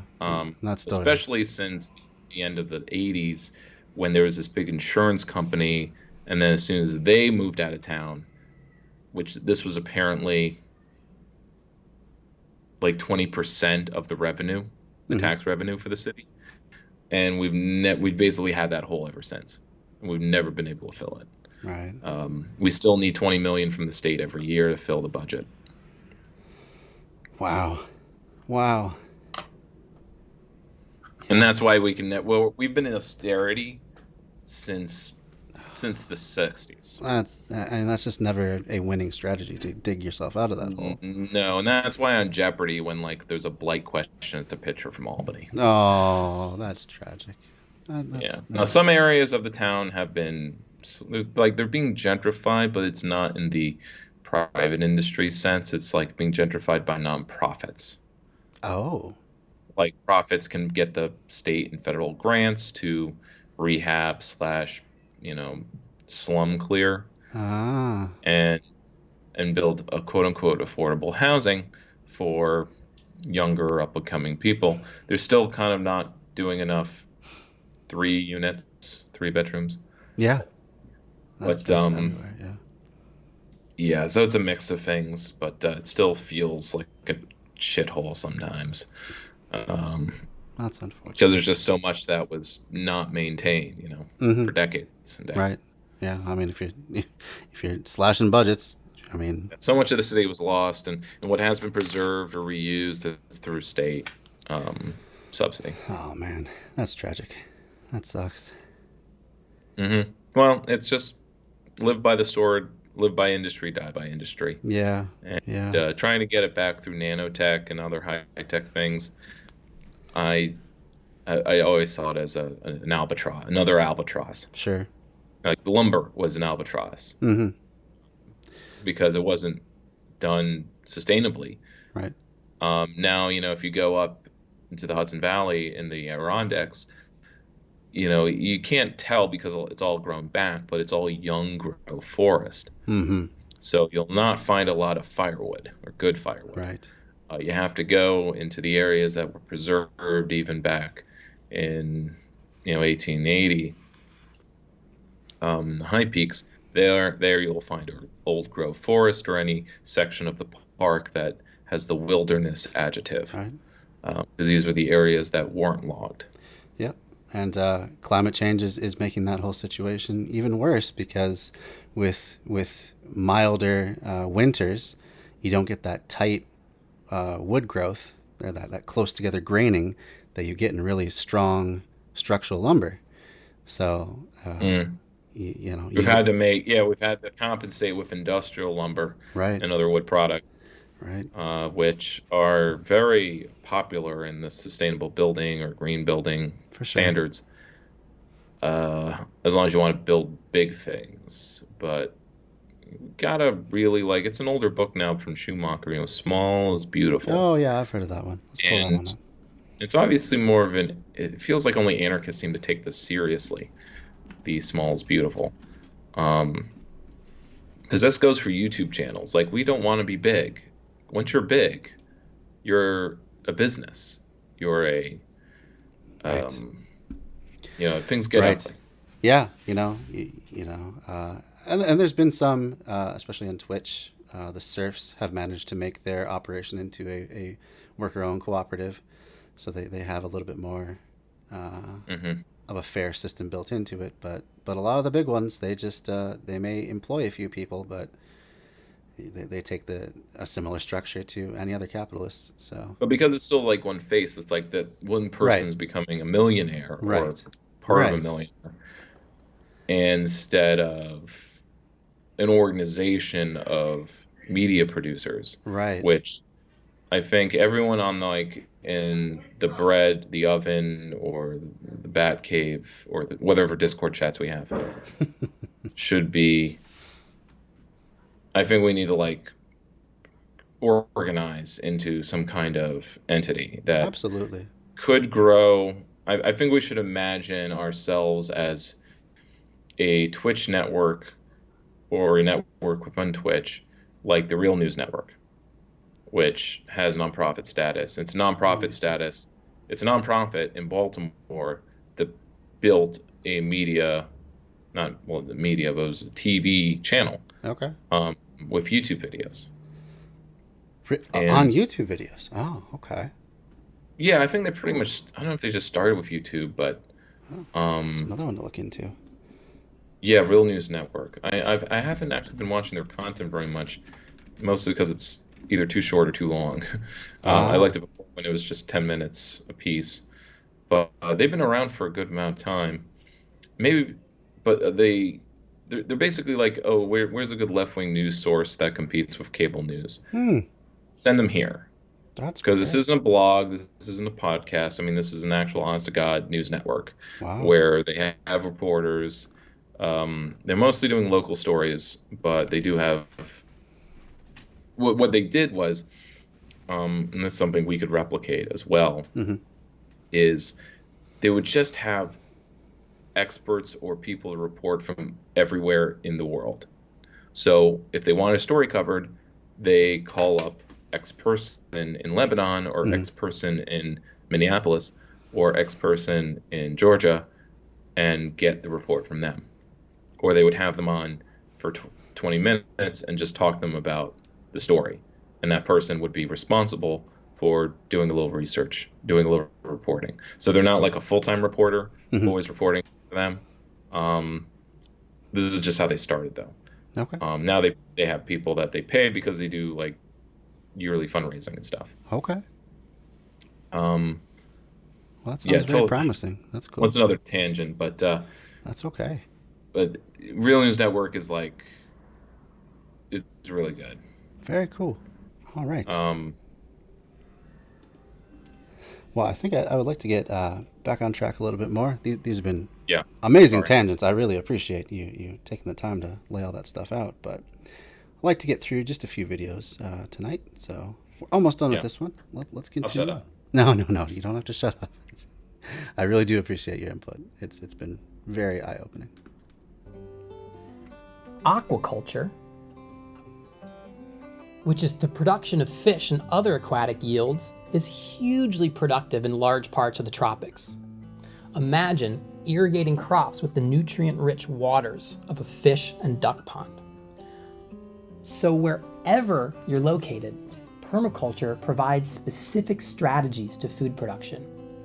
And that system he just talked about, irrigating with fish water waste, we've talked about on this stream, especially during the permaculture ones, quite a bit, and that's called aquaponics, marrying together aquaculture, the raising of fish, and hydroponics, the raising of crops in an aqueous nutrient solution. So that's just one more way that you can have that sort of a configuration, and the two feed each other. The crops clean the water, and are fed by the nutrients that the fish you'd otherwise have to deal with the fish waste. So pretty cool.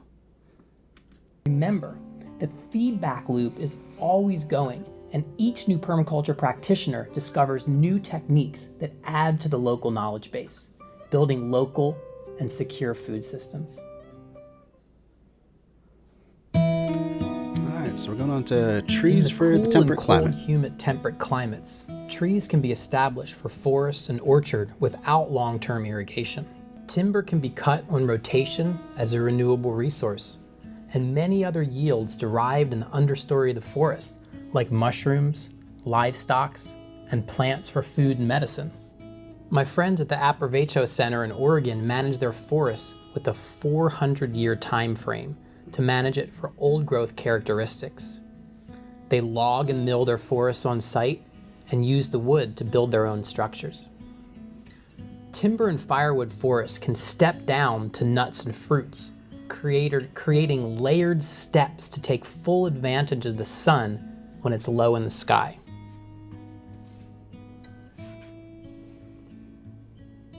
Hedgerows can turn every field and property division into a productive strip of forest and orchard as well. So you can see now how trees can integrate beautifully into a temperate climate landscape. In the dry lands, getting trees established in degraded landscapes is an important step towards regenerating fertility and water cycles. One strategy is to use earthworks to intercept the flow of water over compacted land and absorb it with swales placed on contour. Many hardy. And as viewers may recall, we've talked about doing swales and berms on contour a number of times. Last time. So yeah, it's basically capture and sink, and the swales and the berms, they run along those contour lines of say a contour map, all at the same elevation. And the idea is to, not have it flow between any of the berms, but to be caught by the swale. Now, sink down. Now, if it isn't a like long ditch, but more of just like a swale that's more of a hole, it's called like a rain pond, not a rain pond. Like a rain garden. Yeah, rain garden. It's just called rain garden. Mm-hmm. Yep. So you hold water around, and then you basically have the bump is your Be the back. garden row. Yeah. Yeah. Yep. Yep. Yeah. And so yeah, that's a pretty common technique in permaculture, because it, as long as you have any sort of elevation at all, and unless you're on a salt flat, you have some. It works pretty well to keep water on your land, and then mets it out very slowly over the course of the season. So it's great for dry lands where you might have all of your rain all at once over the course of maybe a week or even a month. It acts like a cistern, like you'd have in a house. It just stores it for when it's needed, basically. These species of pioneering trees are also nitrogen fixing, meaning they actually take nitrogen from the atmosphere and release it into the soil through their roots or leaf litter. Integration of trees into any kind of field cropping is essential. It's not just the shelter from wind and sun trees can provide for desert food plants, but salts tend to build up on desert soils when irrigation waters evaporate, and trees transpire and keep the salts from accumulating at the surface. Once soils are improved around the hardy pioneering trees and water is now soaking into the ground, more valuable fruit, nut, and timber trees can be integrated into the newly improved microclimate. So I was pointing out that you would use a hardy Long-term kind of non-fruit tree, and then basically you kind of send he calls it a pioneer tree. Yeah. And those and I noticed he just drew grass between them. That's just meant to be grass. Yeah. Not a crop. Not necessarily. So I mean, it could this be is fodder. more about. Yeah, I suppose. Yeah. Sure. But yeah, he's just kind of pointing out how you kind of build an ecosystem with trees. Sure. When you don't have anything whatsoever, and he doesn't mention that you're keeping the water because otherwise it would just run downhill. Yeah, it would just run off. And so when ditches. you don't have trees, that's why you don't get new plants, because the water isn't staying there. It's not staying there. And this is how you get even in tropical areas. That's how that's why Haiti looks like a dead zone. Yeah. Because all the trees were cut down. Right. It's quite stark even on the border with Dominican Republic, where you have jungle on one side and just denuded hillside on the other. Yeah, denuded. That's it's been pointed out many times, and at least to me. Yeah. And that goes for any kind of arid climate. Now, something that kind of annoys me about a lot of this content in architecture school is that so many of the books on sustainable building, sustainable gardening. I mean, yeah, he pointed out the reason that you just focus on extreme climates, because if you can do it there, you can do it anywhere. Right. But I would like to see more books on how to do all of this stuff in New York or a similar climate, because you're not doing it the same way as you do it in the desert, or a passive house. So many of the green, I'm more talking about the houses that get the awards, or the books on green building, they're all in California. Yeah. They're all in the Sun Belt, because that's where all the expensive building is happening. Or worse, they're all houses in the countryside or rural areas, and they're not in urban areas. How do I build or design a passive house that is in a townhouse area, or it's between on narrow lots? Now obviously I can do it because I have the knowledge, but it's not the default. Right. It's Beltway. Beltway is the default. And I guess that's where most people live now, but that cannot be the case in the future, or it only when all of this is just the norm, that maybe you can get retain some of the population, but certainly not Arizona and New Mexico. Yeah, they're pretty well doomed unless they really employ these extreme permaculture techniques. Yeah. I don't even but I don't know, the population would need to be halved. I mean, yeah, especially in places like Vegas, where and no earthly reason why that should exist. And I'm referring to people moving, okay? Right. Moving, not dying. People never just lay around and die. Right. They But tend to become climate refugees or that sort of thing. yeah, but Yeah. that kind of brings to mind people who are just kind of suffering in place. I'm like, why? Yeah. Um, because Hassan, as well as like myself, reviewed the YouTuber named Adam something, Hmm. getting a little more play, covers urban issues, and he was like, Oh, really? I guess he had a hit video call about Dubai Okay. and pointing out it's built with slave labor, and Yeah. you have these men, especially since COVID, that have had no work, they're stuck there, they're starving, um, and I'm like, why aren't they? Because there are a lot of them. I'm Yes. like, why isn't there? Have there? Maybe it's just not reported. Has there not been a big riot? Yeah. I mean, why aren't they ravaging the mall? Right.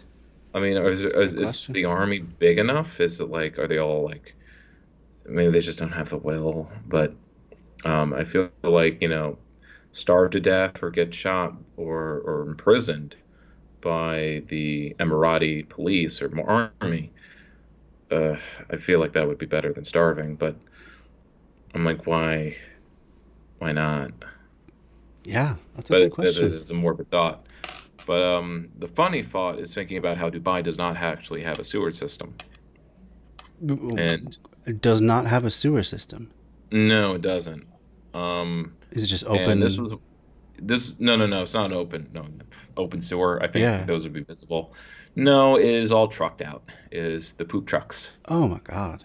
It's trucked out, and that's one of those moments in architecture school where when showed the slide of the line of poop trucks bringing all of the sewage from Dubai's glittering metropolis out to be dumped in the middle of the desert because that's what they have room for. What a waste. I mean, And literally. yeah, and all of the gas used that's needed to move it, and it's done. And this train is every day. It's Oh, this I'm sure. constant stream of trucks. And looking at that picture, I'm thinking, this isn't just a Dubai problem. Oh no. This is emblematic of our entire economic system. Oh, absolutely. And so it was just one of those radicalizing moments of like the whole world sucks. Yeah. This is just like a sustainability problem. It's just like that it was done this way and that it's somehow more effective, financially speaking, Right. for them to do Yeah. Just than build a sewer. right. Because the sewer would still just kind of be plopping out like an outage pipe into the desert or something. Yeah. I mean, it could still do that, but why bother when you just truck it You can just truck it. or something? Or, I don't know. Well, I mean, New York City at one time. I don't know if they still do it, but they had um, human waste trains as well, where there was just so much waste that would build up in the city that they would ship it out to the Midwest, the farmlands, and Mm. those farmers loved it. It was like some of the best fertilizer they could come by. But I think at one point they stopped it for one reason or another.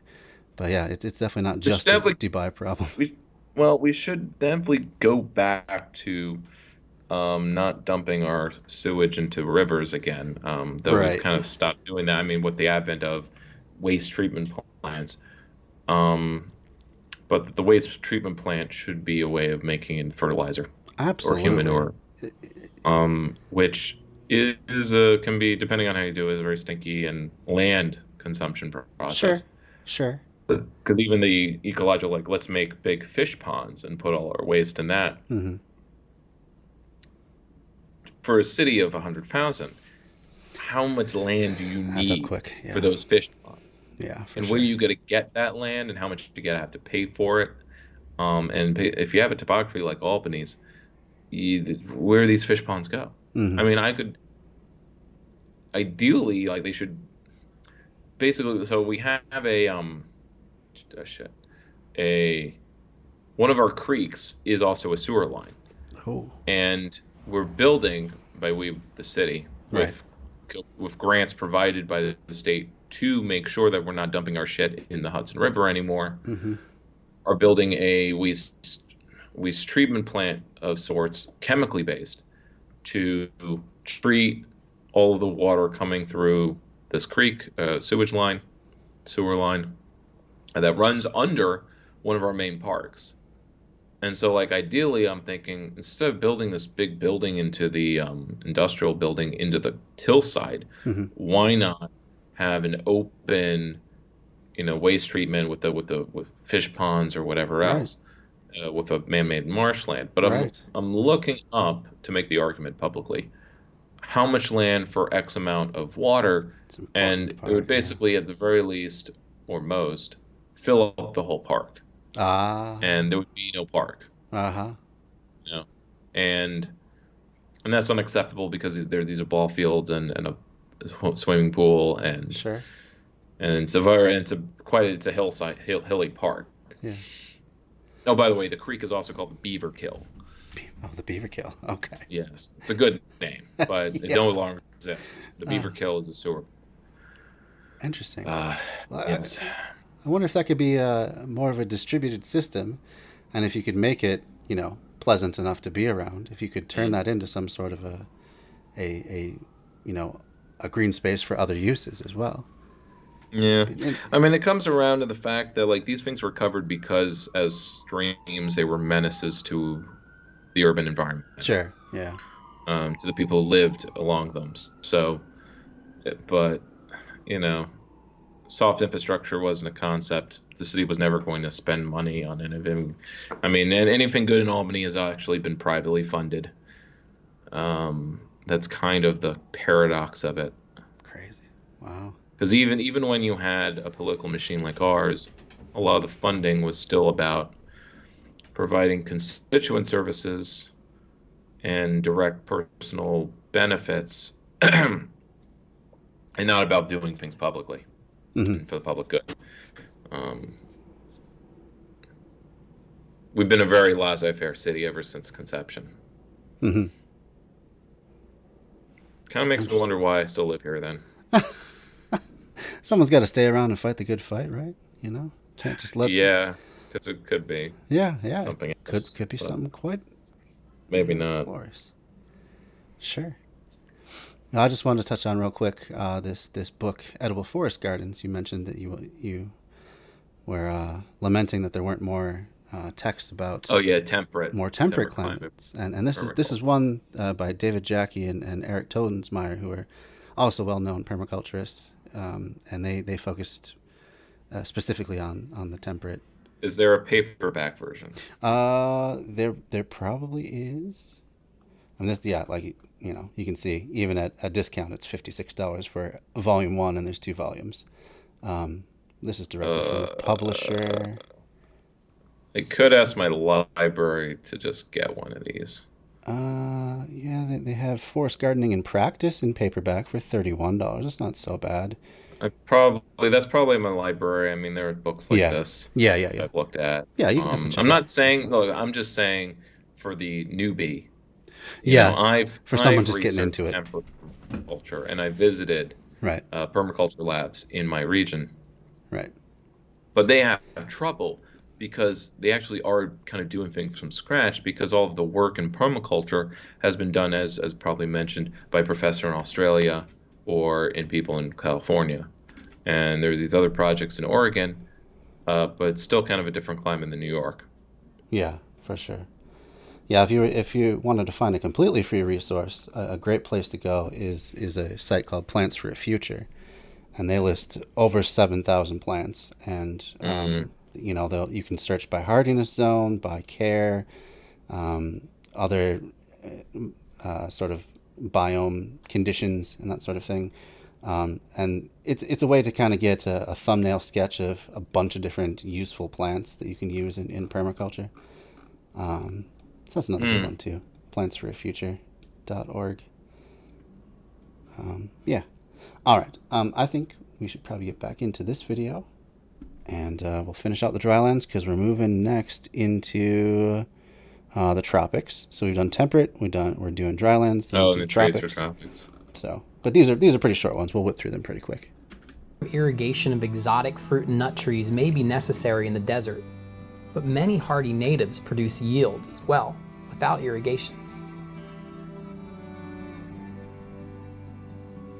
So you can see this is by no means exhaustive about all the different possible uses of ways to plant trees in the drylands, but it gives you a little bit of a picture of how trees can integrate to restore and enhance the dryland ecosystem. As I mentioned before, the food systems in the tropics are best as mostly forested foodscapes that emulate the same structure as the jungle, with its multi-storied production. Remember, nutrients are held in plants instead of soils, and tropical soils should not be left bare. So tree planting in the tropics should be designed to include multiple layers. Any annual agriculture should be nested within the stability of the tree systems. The space between layers in a tropical forest has a lot to do with what types of birds and insect species are present. If the layers are homogeneous, there's less diversity of edge in the system and fewer niches for different species to occupy that can balance the ecosystem with predator and prey relationships to keep pests in check. If the layers are diverse with varying heights of trees and spaces between plants, then there's more edge. Remember our permaculture principles. Utilize edges and value the marginal, and use and value diversity. Homogenized layers and less diverse plantings appear more conducive to mechanized harvests and organized workflow. So the challenge of the permaculture farmer in the tropics is to plant enough order into the system that harvests and maintenance are efficient, while still planting plenty of edge into the system. Needs edge. Yeah, needs more edge for sure. It's edgy. I was actually going to joke that doing this kind of stuff in the tropics is like doing it on easy mode because maybe I'm just thinking of the less variation in temperature. For sure. And not having to deal with any of that. But then you have to deal with the magnitudes of diversity required. But this is similar issues. I mean, like in one of the problems when I mentioned permaculture lab in Rhode Island, they had a big mole problem with their trees. They were kind of fighting a battle to protect their trees they were planting from moles. From moles, huh? Or voles, I forget which.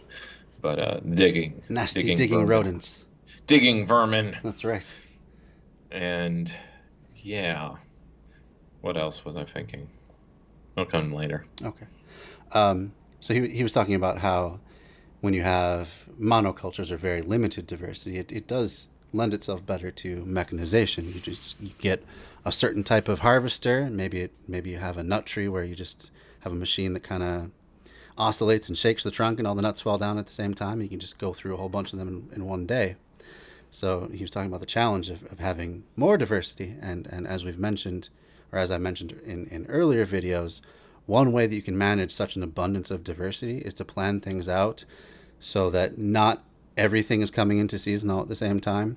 So it's never more than you and the people that live on your land can handle. So if you have, say, a mango tree, you only plant enough mangoes that you can harvest together for that season of mango ripening.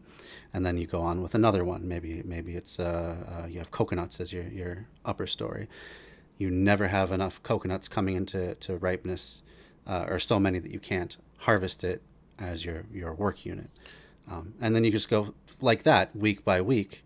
And, there's going to be some variation seasonally, but the idea is being that you have a whole bunch of different little things, and without having to have any sort of machinery, you can just manage that work on your own. I want to mention the variability. That flax that it was harvesting, some of it wasn't ripe yet.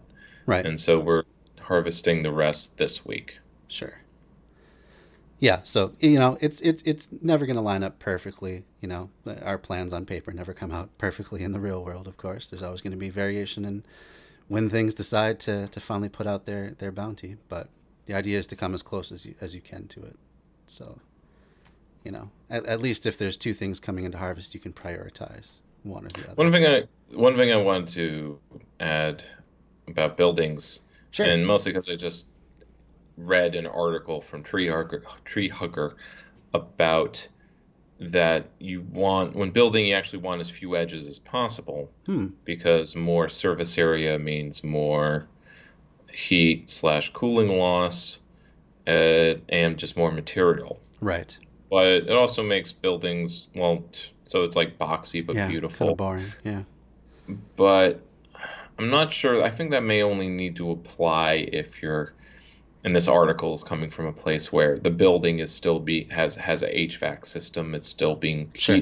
heated and cooled with energy, not just through windows and it's not passive. Sure. Yeah. And so if you are making a passive house, it's going to be funky shapes. It's going to be bending with the land. It's going to be bending with wherever the sun rotation is, Right. and so on. And yeah, so there seems to be this tension between, like, especially maybe in an urban area, that code might require it to be HVAC. Sure. And so it's still going to be a box, Right. but you want to have the ability for it to be a passive building too. Right. I'm not sure how that's possible. I mean, it's kind of like the discussion of like a sailing ship, going back to sails, was that it's still helpful to have a diesel engine, but that's weight and things that you shouldn't have to have. Sure. Or that if you were to generate power with a water turbine on the bottom of the boat, that creates some drag. The ship has to be moving at least 10 knots, Okay. kind of thing, that there's these trade-offs. So it's like you almost like you can't just split the difference. You do have to go one way or the other. Either you're going full nature first, sustainability, permaculture. You're not integrating tractors into this. Right. You're not integrating modern tech or whatever. Yeah. So it's like going primitivist. Yeah. Yeah. In a certain way, it is primitivist. The real primitivism. Right. I mean, you can still employ things like computers to help you aid your design and your planning and all that sort of thing. So it's not just, you're not living as Luddites or the Amish or whatever and just saying. Certainly don't have to, Out but with it all doesn't technology. seem to add a lot. Okay. Sure. Is the point I'm making. Like, there's a diminishing return if you're going to keep including it. Sure. Yeah. Definitely. All right. Yeah. Good point. Yeah. Let's continue on here. Almost done with this video. So trees in the tropics, get ready for an abundant future. In the site analysis portion of this class, we looked at the question of, where am I? We learned that each region has its own How did I get specific here? set of conditions that we analyze and design for. This is not my When beautiful we're wife. designing for Huh? the production of electricity on a permaculture site, we're asking that same question. What is the renewable energy source that can best be utilized to satisfy electricity needs? The very first thing to do I is keep reduce noticing when the he looks need. down to his notes. Yeah. Yeah. You can tell. It's just too There's no obvious. change. Yeah. Wow. Although overall, I like the way he presents this. Yeah. With the writing things in reverse on that sheet of glass. I think it's an effective way of doing it. So you're not blocking the view with the way you would with a whiteboard or But a chalkboard. having a laptop with a teleprompter program probably might be better. Yeah. That's probably And true as about- well. Yeah. Just I'm put thinking about how, like, good YouTubers are using teleprompter programs Yeah. so that they're not like, because I was trying to record something by reading a piece of paper or a document that's open on my desktop. It just wasn't working. Yeah, just not quite the same effect. That's very true. And teleprompters are not hard, really, to set up yourself. I saw a Thought Slam video on it once, and it seemed like it was a fairly easy route to take if that's going to be something you rely on. That's right. I think it was through him mentioning it. Yeah. Like, he was doing, like, I'm actually going to tell you how I make my videos. Right, yeah, exactly. Very, very nice. Yeah. Very good. That's cool. Need to consume electricity. The goal is to create passive systems that require less energy just because of their design. Yes. Passive solar. This is a lot of what we looked at in regards to housing, having good solar orientation and natural lighting to reduce heating, cooling, and lighting needs, planting trees around the structure to block out cold winds or shade the building in summer, growing fresh food all around you to reduce trips to the store and all the Yes. packaging involved. There's several of the permaculture principles that we learned that apply to this concept. Apply self-regulation and accept feedback. which means to voluntarily control your own consumption and live simply. Use and value renewable resources and services, which is a call to identify and develop regenerative systems. And produce no waste, which urges us to be frugal and careful with our use of resources. The first thing to do is identify what renewable resource is in abundance in your area. The main ones are sun, wind, flowing water, and biomass. Some special places have geothermal energy available, but that's quite uncommon. The sun can provide both solar electricity through solar panels, as well as easy water heating. I believe it's a crime that we use coal, nuclear energy, and natural gas to heat water in desert climates where the sun shines throughout the year. Even in cold climates, the solar water heaters can be quite effective.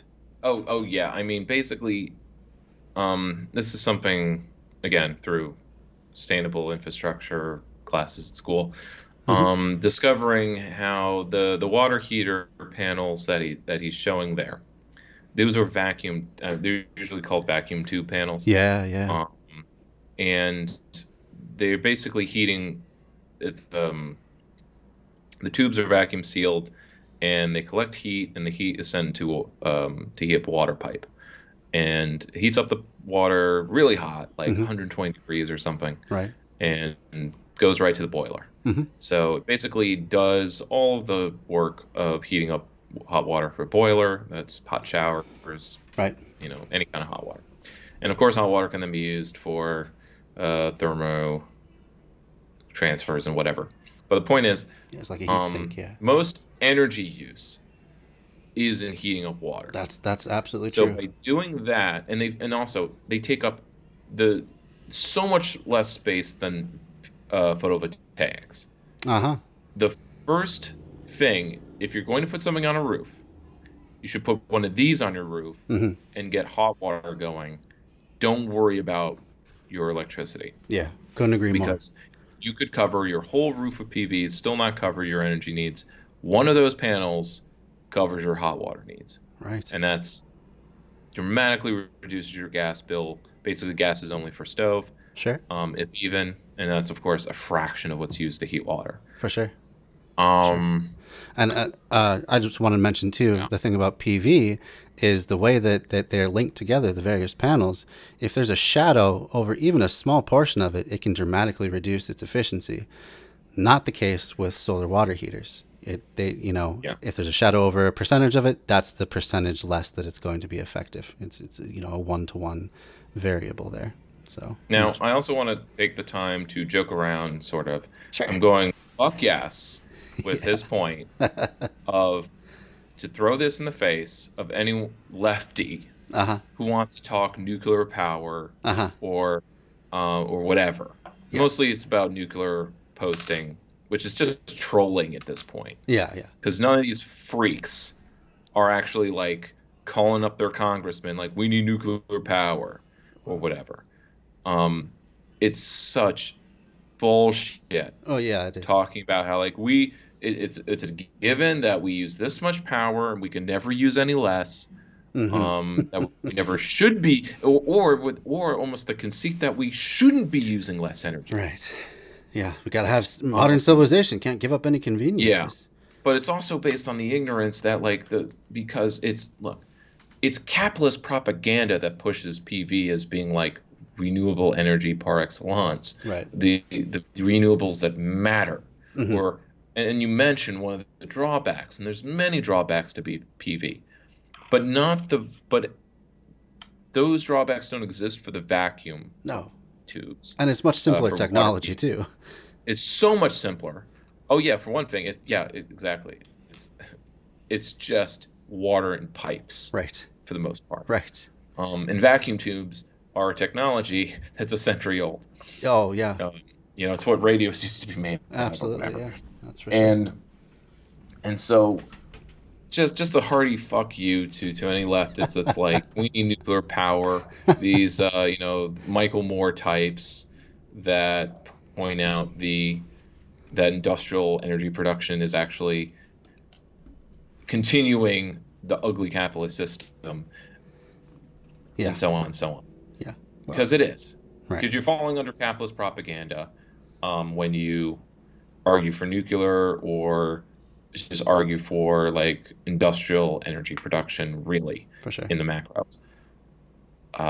There's one other thing that, oh yeah, that the nuclear industry has a lot in common with the fossil fuel industry as far as that it's heavily government subsidized, that they are just big corporations that only care about profit, that they also have lobbying Right. to encourage that, you know, I guess they failed in New York. Like there's this whole page. Sorry, I'm working off of this page that was just like nuclear memes for leftist teens or something. And it was all just shit posting about like renewables suck, nuclear is the only way. Yeah. And oh yeah, and lefty environmentalists, they're delusional and pointing out how stupid they are, because of little temporary factoids like New York just closed its nuclear plants, and we just raised the amount of gas we were using to compensate. This was something that Governor Cuomo, not long for this world, of course, but as a governor. Oh yeah, he's on his way out. That, but again, this is what made him an asshole. Is that his way of handling closing of Indian Point and other nuclear plants was to build massive amounts of gas infrastructure.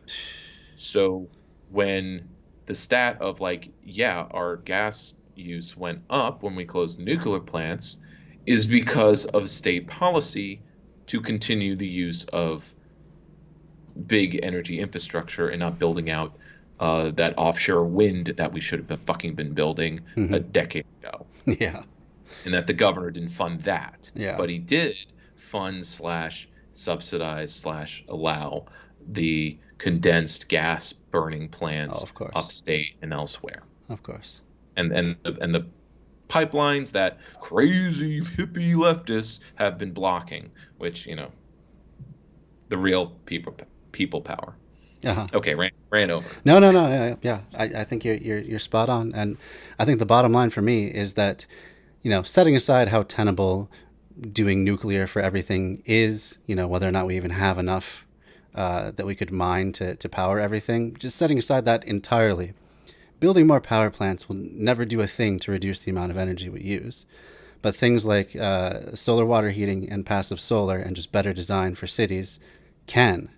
So it seems to me those should be the solutions we focus on first and foremost before we move to any of this other stuff. Yeah. I mean, it's a question of what your goal is. Right. And if your goal is just reducing fossil fuel emissions, then by all means, nuclear and all these other techno-utopian bullcrap, it looks great.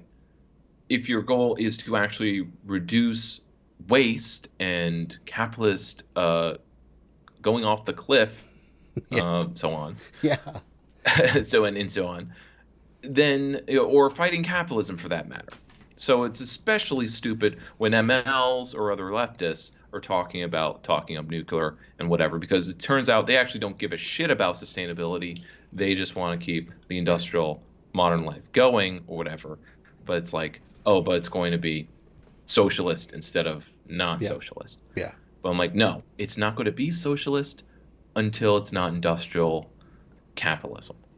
And that means it needs to be like tech like this is obviously made in a factory. Sure. It's made by workers. Obviously, you know, it's not low tech, but it is. It doesn't require strip mining Peru, right. or cadmium mining by slave labor in Nigeria, or ocean mining cadmium off the sea floor, causing a soil and green future.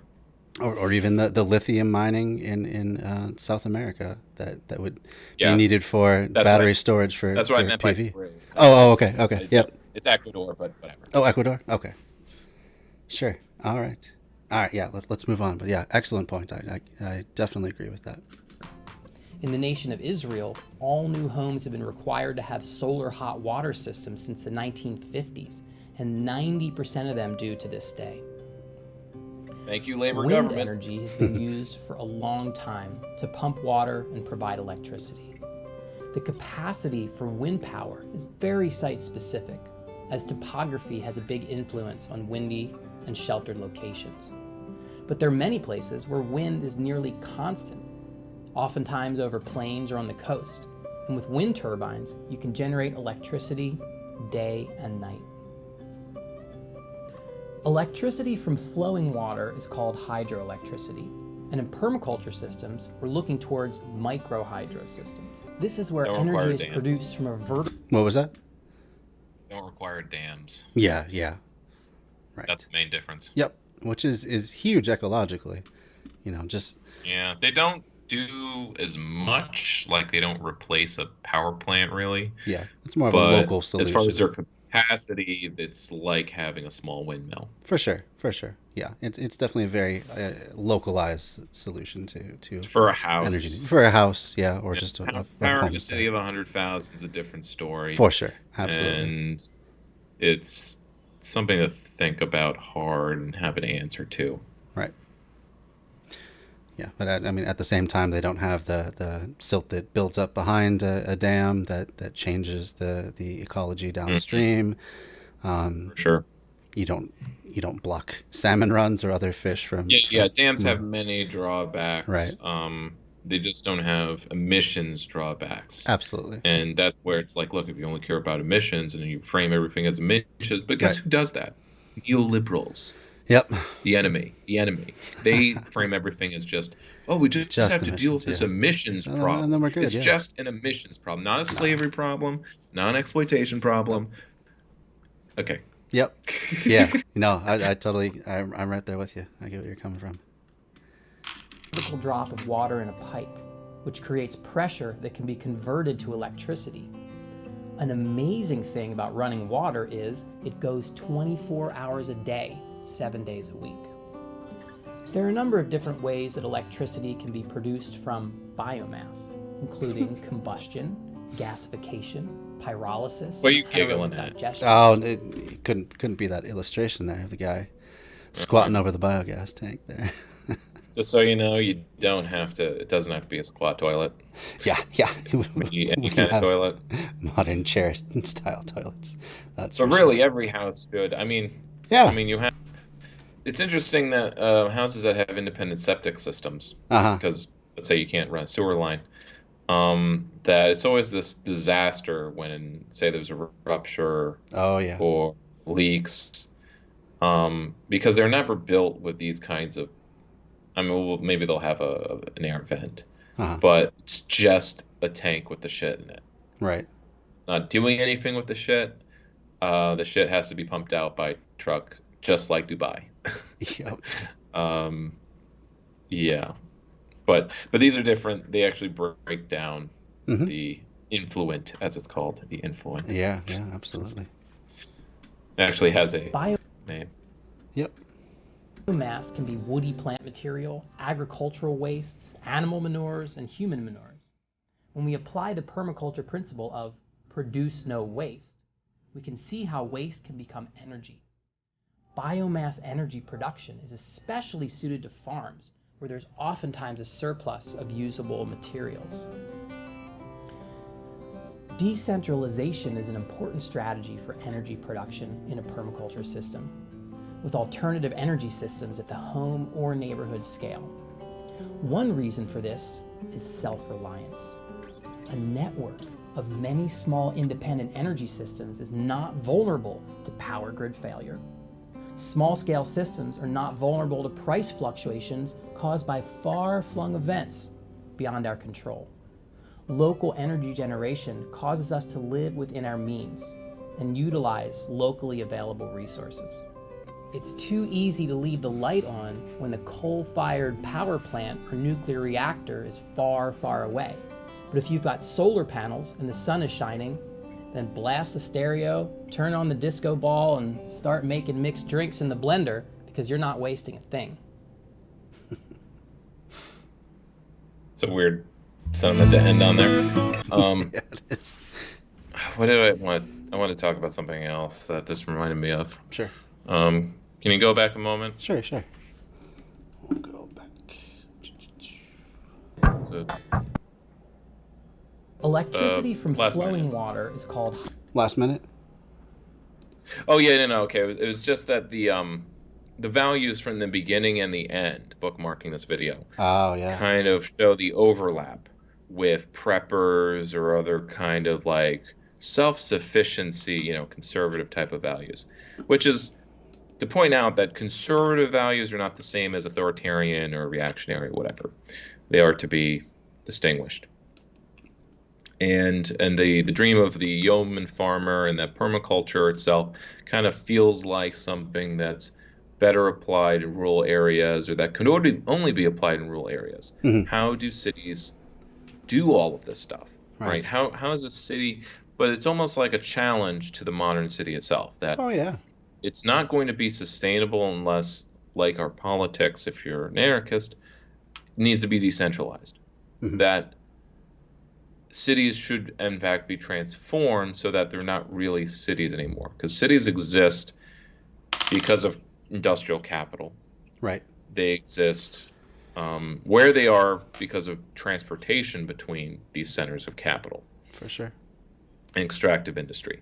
So if we have a system of economics that's less exploitative, not dependent on, I mean, it is extracting, but extraction is not the same as exploitation, but Hmm. um, it doesn't need to accumulate surpluses, meaning profit. Right. Then it has the ability to be decentralized. Cities, you don't need people to live in groups of 100,000 or millions in the case of our metropolitan areas. For sure. And that's it's both liberating, but it's also extremely frightening to consider what would need to happen on a societal level for that transition to even begin, or imagine how it would happen. Because even especially in the past, every revolution has actually had the effect of urbanizing. Because the point was to produce industrial surplus. Especially left-wing revolutions were all about bringing places that were on the periphery up to speed with the imperial core, Russia, China. The main purpose of these Gotcha. revolutions was to help them industrialize. Right. So urbanization, industrialization was the goals of these, and they did them well. Well, they succeeded Right. with many costs and whatever negatives, which aren't to be shun aside, but they succeed in urbanizing and industrializing. Hmm. The next revolution, like our revolution, the 21st century revolutions, will be, and I suppose they will have this anarchistic character, which is why the anarchists are definitely more popular than vanguardists or whatever, Hmm. because the decentralization aspect is actually kind of the important part. That our political movement is, and this is like a big strategy question that's just like, it's going to be so difficult to get people off of the kick Oh of yeah. being social democrats, of having a big state that can only exist through economic surplus Hmm. from an industrial base, from centralized cities. Right. Because how else could you collect this tax revenue? You're not going to do it True. through permaculture farms. True. And yet that's what the future must be if we are to survive. Right. So, fuck the state. We need to be anarchists. And if we're Uh-huh. going to organize ourselves, it has to be in a syndicalist kind of way. Hmm. So, but with this conclusion, it's like I should probably drop half of what I'm doing then, because Green Party or any other kind of national politics should just fucking go out of the window. Like, don't do it. Regional organizing maybe at a state level. Right. But it's more like fighting for laws that make the decentralization possible. Creating those cracks. Sure. Yeah, so those are big issues. Yeah, that definitely. But that's something that Makes this little sense. conversation on energy kind of brought to mind. Yeah. Yeah. Yeah, not just having a distributed energy grid, but having just Yeah, distributed pockets of because human he's talking about interaction. not having nuclear fossil fuels, and it's like, how do you have a city without them? Yeah, yeah, that's a Neoliberals good are point. convinced that you can, but they are bullshitting themselves. Yeah, yeah, that very well may be, especially with the larger cities and their skyscrapers, their mega structures. It is Mm. hard to imagine generating enough power locally to feed something that big. Um, yeah, great things to think about. Yeah, I like that. All right, let's move back into the next video then. What's that? Issue I brought up. Well, oh, where to go from here? Yeah, yeah. Yeah. There we go. My name is Javin Kirby-Bernakovich. I've been involved with permaculture since 2009, teaching, designing, and installing systems around the world with permaculturebc.com and my design company, All Points Land Design. That's allpointsdesign.ca. First, thanks for being in the course. We're here because we see that there's a problem with our world and with humanity. It's a all-hands-on-deck situation where everyone is needed, just as you are, focused, engaged, and in action. Permaculture provides the mind shift necessary to see global and local problems in their most basic forms, and by definition, the solutions needed for a positive, productive future. The old adage to change the world, we have to start with ourselves, takes a new spin with permaculture. To design a world of solutions, we must start by designing ourselves as those very solutions. This session is entitled Where to from Here. Permaculture is traditionally taught in a full-length 72-hour or more permaculture design course. You'll hear PDC used to refer to the permaculture design course. Sometimes taught in 13 or 14 days straight run, or part-time or online, like the Oregon State University's PDC. There'll be links below for that. This is the formal immersion into permaculture design. And just one side note, those courses that go 13 to 14 days right in a row, personally, I would just avoid those sorts of courses, especially if you're unfamiliar with any sort of thing permaculture, because like they're just going to be packing way too much information on. You're not going to have the time to let the ideas breathe and really, interact with your world and say and have them come up and say, oh yeah, this is a good example of observe and interact, or this is a good example of where we could have a more distributed system, that sort of thing. I think that at least having it like the PDC that I took was every weekend for a few months. You took one? Yeah, I did take one. Did it Locally. include a design build? It did. Yeah, we had our final design as our final project. I just don't like that they're not like locally based. I don't know if I'd have to go to Syracuse to do the design build part. Oh, really? I have to look it up, I guess, again, where I would go. But you know what? I'm in a place right now where I could definitely take 2 weeks to do it. I've been in that place the whole year, but I don't know. I think I was waiting for things to open up, but obviously that window was a month long. Sure. And it was also the month that was just I didn't feel like doing anything because it was hot, or because I don't like doing things in summer. That kind of bullshit. Yeah. No, that's understandable. So yeah, I mean, I'm a winter guy.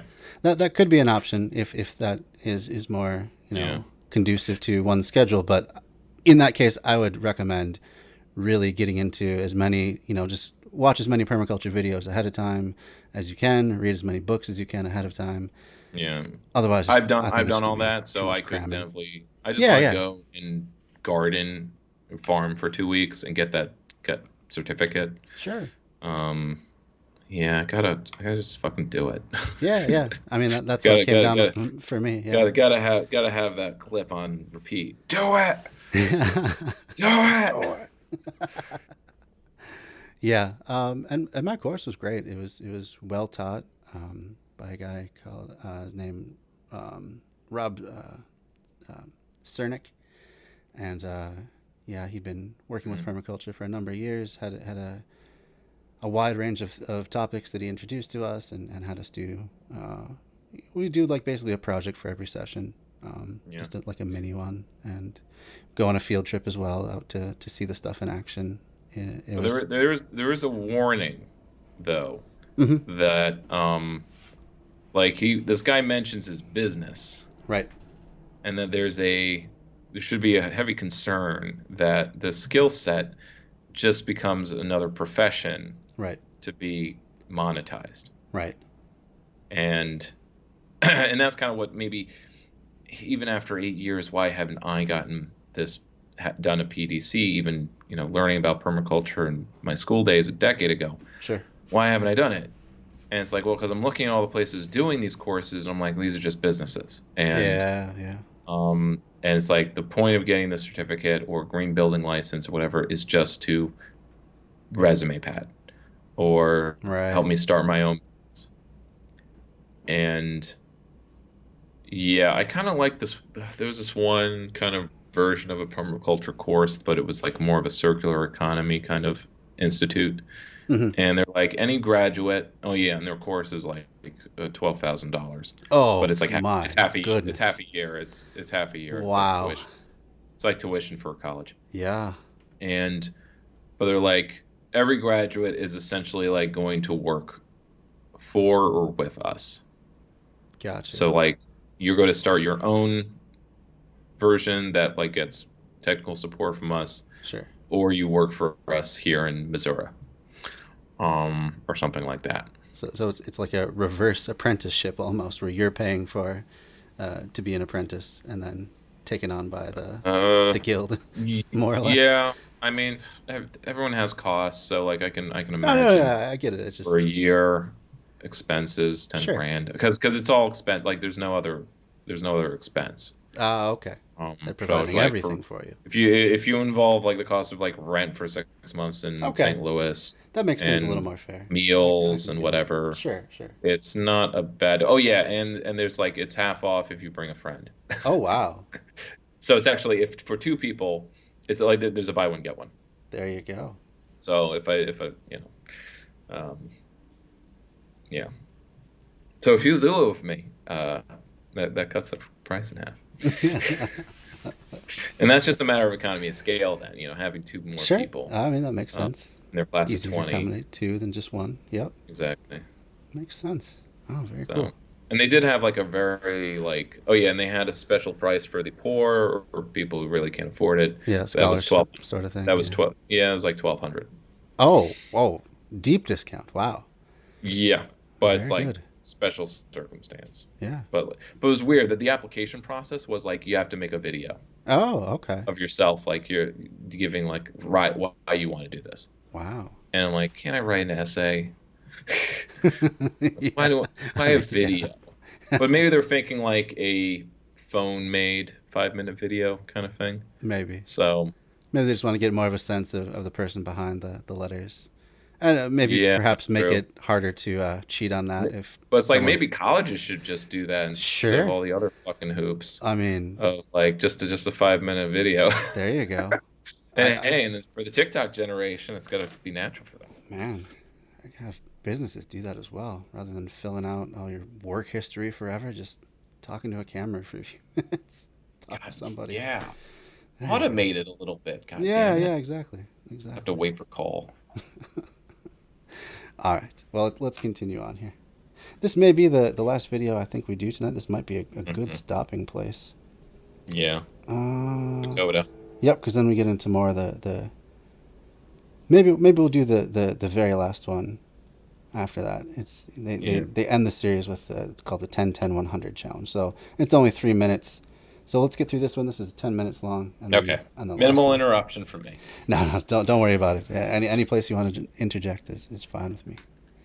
You can think of it like a buffet, or walking along and sampling all these amazing ways to see change and make change in the world. Now, towards the end of that course, the PDC, this is where this session normally would be. Normally we'd speak about permaculture groups, associations, training, institutes, ways to learn more and explore permaculture. But that information will be provided also in the lessons below. What I've found teaching permaculture is that permaculture participants leave these courses ecstatic. They're on fire, they're ready for anything. You've got the solutions, and you can't wait to use them. It's like having high-octane fuel in your tank, except without a map, a compass, or sometimes even a steering wheel.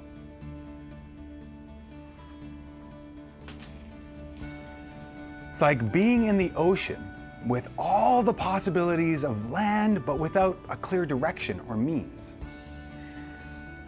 It's like When we need we're a looking- capital bank. What's that? We need a permacultural bank. Yeah. It's basically like saying you need capital. Yes. You need capital. Unfortunately, and that's still the case. and the only replacement for capital is a people power, which means organizing.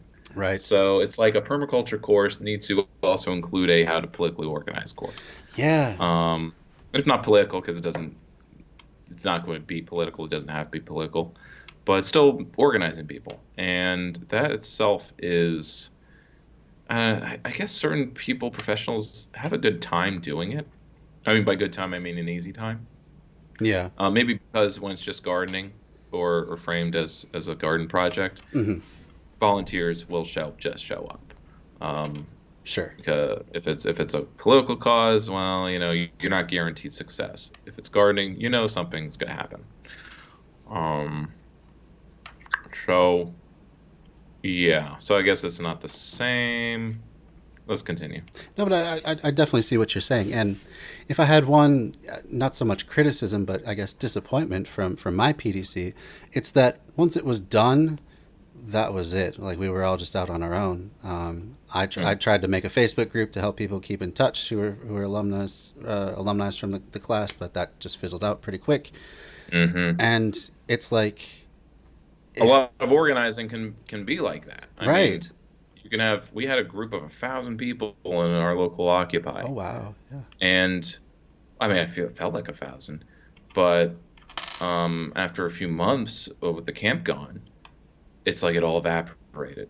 Yeah. Now all these people Right. like had their own projects. Some of them were already doing projects when Right. Occupy began, so they just kind of brought them went to it. back to their lives. Right. And others were inspired to do other projects, but not with anyone else from Occupy. Right. Or if they did, it was in a limited capacity. Like, Right. it wasn't a big group. The assemblies did not keep going, even though they could have. Just do them, in a different park or weekly. And I always try to imagine, doing weekly assemblies that are just, but like, what would they be for? What would the business be? It's hard enough to get people to show up, or rather to participate when it is possible when it's a project that everyone wants to work on. But doing it when it's a political cause, especially a nebulous one like fighting inequality or whatever, Right. that's a different story. And then maybe that was the point of it, Yeah. of why it evaporated. That Right. it was so based on the values of just shaking things up. And as soon as we did need to formulate demands or create actual concrete political campaigns, everyone just, I'm out of here. Or I'm going to do it with the people that, with the project I see doing. Yeah. Whether it be the Democratic Committee Right. or Yeah. this co-op or whatever. Whatever recruiter caught your eye, Yeah. who was wandering around the crowd or whatever. Now, the other side of this is the massive weight on your shoulders, psychologically speaking, of having all the solutions, being in this ocean of solutions, Right. or the solution of land, but you don't have the means to enact them. I'm constantly Absolutely. held down almost. It's almost paralyzing. Yeah. Of all the possibilities I do have in front of me as a privileged person with a lot of time. For sure. And what am I going to do? What am I doing with it? There's a lot of personal growth things I could be doing, learning language, just doing things. But there's the real things I want to do involve being in an organization with a lot of people who are just as invested and active as me. And that rarely happens. And I guess it really only happens unless, say, it is a business where you have to be there. You have to show up. Right. If you're going to get your living. You almost have to make it like a capitalist enterprise. Yeah. You start a capitalist enterprise because, hey, if you're not doing this project with your partner, you ain't paying rent. Right. But that's a damn shame, and it's tragic. It is. And I do not want to live like that. No. But everyone else that I could be working with has to maintain a different kind of job, or they are kind of scattered with other the things of life, I suppose. Mm-hmm. Which isn't debilitating, but it hampers things Yeah, yeah, because absolutely, for it's sure. not anyone's full-time job to do eco-city activism Right. or to organize to daylight a creek. Mm-hmm. You know? Because the city and a lot of people are not going to care unless it makes them money. Everyone's still in a capitalist mode, Yeah. and so it's odd that permaculture has to be put in a capitalist mode if it's actually going to mainstream. Right. And it's like, but if it's mainstreamed, it has to make money. It's It gonna can't be lose its permaculture. priorities. It Yeah, can't be permaculture anymore. for It'll have to sure. be compromised, Absolutely. like so much other counterculture from the '60s. Why wasn't small is beautiful taken to the next logical step? Uh-huh. Mm, Yeah. Because once all the boomers had to get quote unquote real jobs or Right. start families, Right. they couldn't actually put small's beautiful philosophy into Right. practice. Right. Right. Right. Yeah. So I think if there's any challenge to people pursuing these PDCs or any sort of permaculture activism or what have you, I think it's to catch and store that energy that people have coming off of these courses in a way where it doesn't have to be organizing around a for-profit venture. Perhaps if it could be somehow tied to just some sort of third space, whether it was like a cafe or just like some kind of general activist space, some space where people could come and go, and it didn't have to be around specifically any cause, but at least if a cause started going, accreting on itself, there'd be people around who you could like pull into. Um, Perhaps that would be a way that people could stay in a little bit longer rather than just taking all these ideas and not knowing what to do with them, not maybe not even having the business savvy to start their own business around permaculture and just having Yeah. it be I kind of mean, a wasted energy.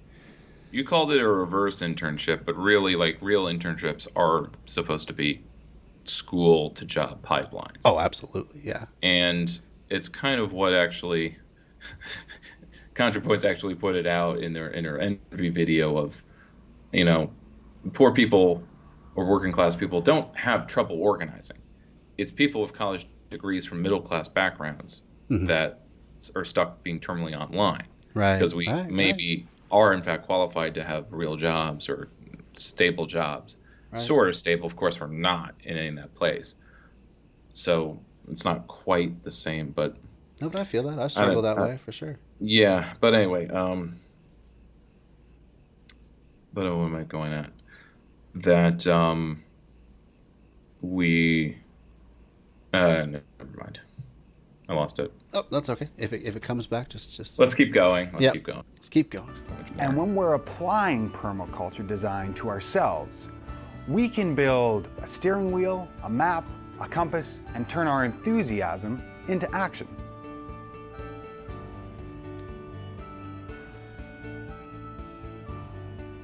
What I'm going to share with you today is a simple way to observe, design, and create the next steps for yourself in making a livelihood with permaculture. So, when we're taking a look at a watershed, just like in a landscape, there are topographical points where water and life collects and flows. Now, where these points converge is where life starts to flow.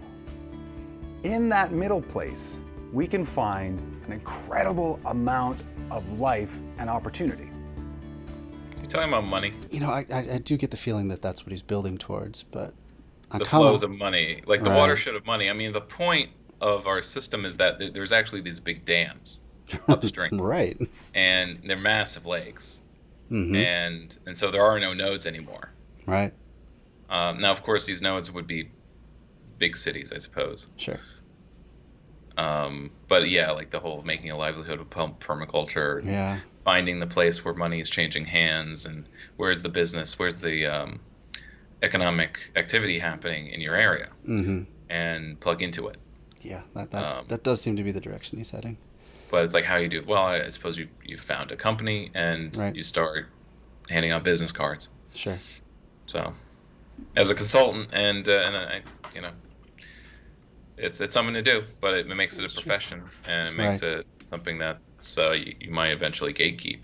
Right. Well, that's also a big problem online with permaculture as well, is the number of people that want to make it only one thing. That I mean, I can't tell you. I manage the largest Facebook permaculture group, and virtually every day there's the least whiff of political messaging that comes through any of the posts, and you get half a dozen people saying, "Oh, permaculture is not political. Why are we talking about politics here? I thought this was about gardening," and all this stuff like that. And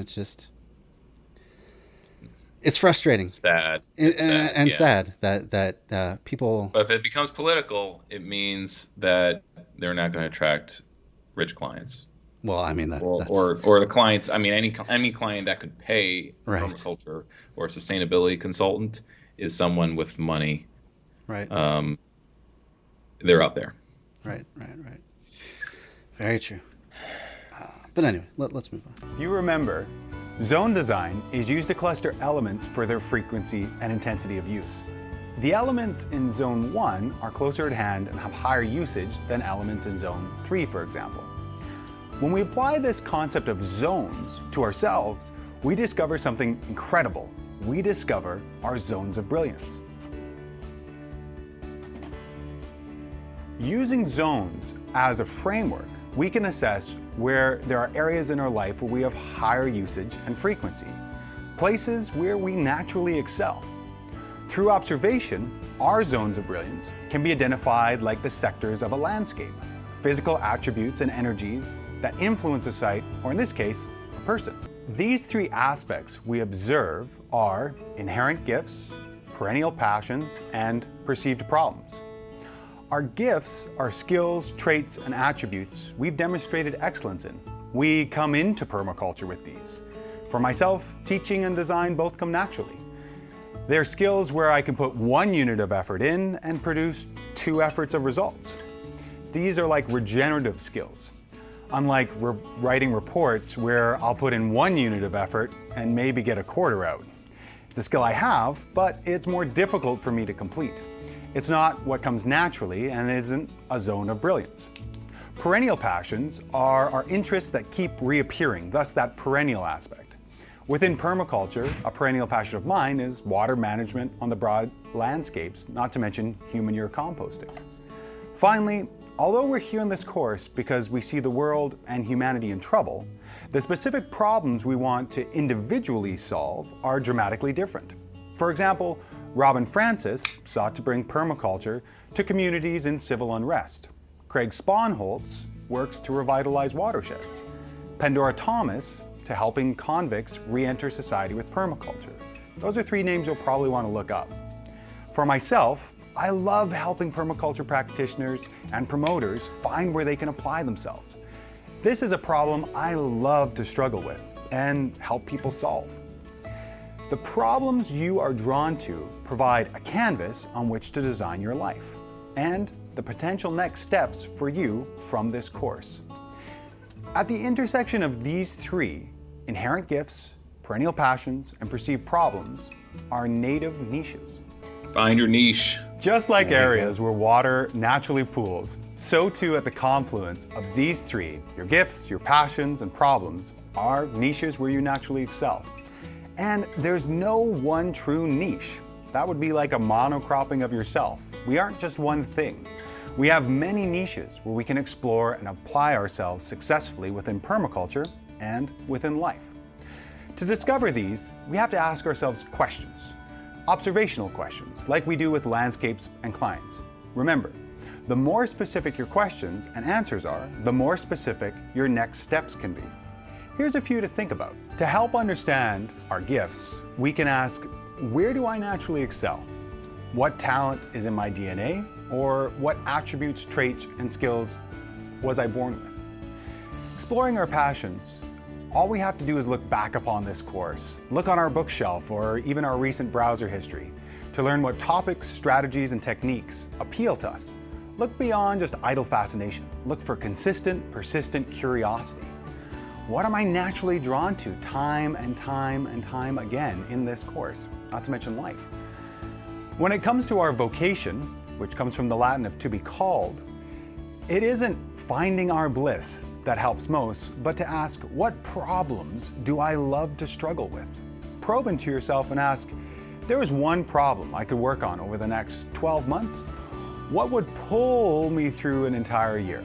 What would pull me so I could struggle and help solve?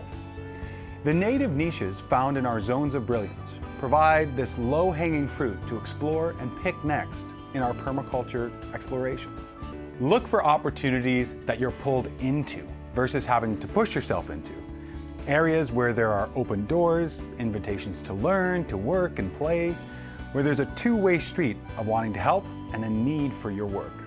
Once a native niche is explored, others are discovered and reveal themselves. In my own permaculture work, I've been a laborer, teacher, farmer, landscaper, land designer, marketer, mentor, and now coach, helping people like yourself find where they naturally fit into the greater context of the world is a native niche I found through this exploration, which I would have never thought of right at the beginning. This process is a cycle that continues with further and further refinement. It's a spiral pattern that repeats itself infinitely. It never finishes. There really should be more As Dan Gilbert symbolism used in place. Gurren Lagann, the anime. You're not familiar, right? Not familiar, no.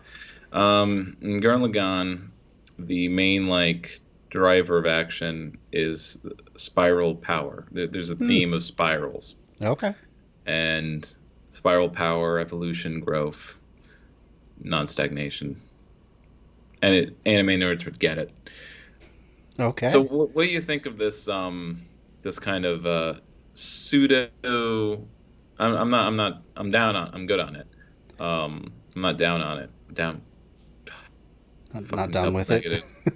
I'm not. Yeah. No, I am down with it. Oh, you are down with it. Okay. Yeah. But anyway, well, because I'm trying to. At first, I'm like, okay, I feel like I have 10 little potential niches, but I don't feel a good pull towards any of them. Okay. And that's where it's kind of overwhelmed. But then I think about the question further. Well, actually, no, I have podcasted for 3 years now. I have been pulled into doing it. There you go. I don't feel too satisfied by doing it. And mostly because I don't feel like I do feel like it's needed, but no one's told me I need your program. But maybe I just haven't gotten there yet. I mean, 5 years will be my limit, maybe, where it's just this, this hasn't gotten bigger. Or it's if it's 5 years and still no one told me I enjoyed your show, but I need your show, or I wouldn't be where I am without your show. Gotta waiting for that, maybe, and that takes time. Or building the station, which I'm on the management committee of, but it's still in flux and chaotic, I suppose. Need to train everybody on how to do facilitation, I think, and such, so Sure. we all can feel like organizers. But anyway, how do you feel about this? About what he's saying? Yeah, his kind of find your niche. It makes sense to me. Find, yeah. It's kind of like the pick a cause and stick with it. That sort of advice. And yeah, I like his way of putting it, where you're drawn to rather than where do you have to push yourself. That kind of was the case with urban planning with me. There are a few things within urban planning that I have a whole lot of passion for. Things like mass transit, eco infrastructure, bicycling, mixed use development, that sort of thing. But a lot of it I just am not really drawn to. I could care less about sign codes or a whole lot of land use planning, for that matter. Or thinking about having a career, Right. Or to us, age 35 and under, 40 and under, Right. like start like what we're supposed to do to get things moving, or like there's so many things I'd like or we would like to have happen. Absolutely. But to kind of get the ball rolling, it seems like you need to start a business, or Yeah. you need to do things that we would need to push ourselves into doing. Yeah. Like even political organizing is maybe something that many need to push themselves into, like things that do like we need there needs I have to part of me wants to reject this notion that like only do what you feel like doing Yeah. Yeah. or what you enjoy. It's like no one enjoys cleaning the toilet. No one enjoys True. doing True. the hard work of political canvassing, the deep canvassing that's needed. I mean, some people really do love it, but that's not enough. You know, the people that do it are the people who are in office right now, or they're AOC, Mm-hmm. or they're the people that we know of. Right. But we need a million people to do this, Right. Right. and Right. or we need a million people who know permaculture, and we can't just rely on the people who've been pulled towards it, or the Right. people who have the background to be pulled towards it, True. which True. is the other thing, where it's like we can pull towards it because of a middle class background or a Mm-hmm. white background or something. And yeah, so I'm just pointing out the limits, True. but it's obviously true enough. And then It's again, not though. bad advice. It's not bad advice, and it No. No. doesn't Not at feel all. like a little self-helpy, because like he is talking about like get your personal shit together, clean your Yeah. room, and then you can do permaculture in real Sure. life. Yeah. Yeah. Yeah.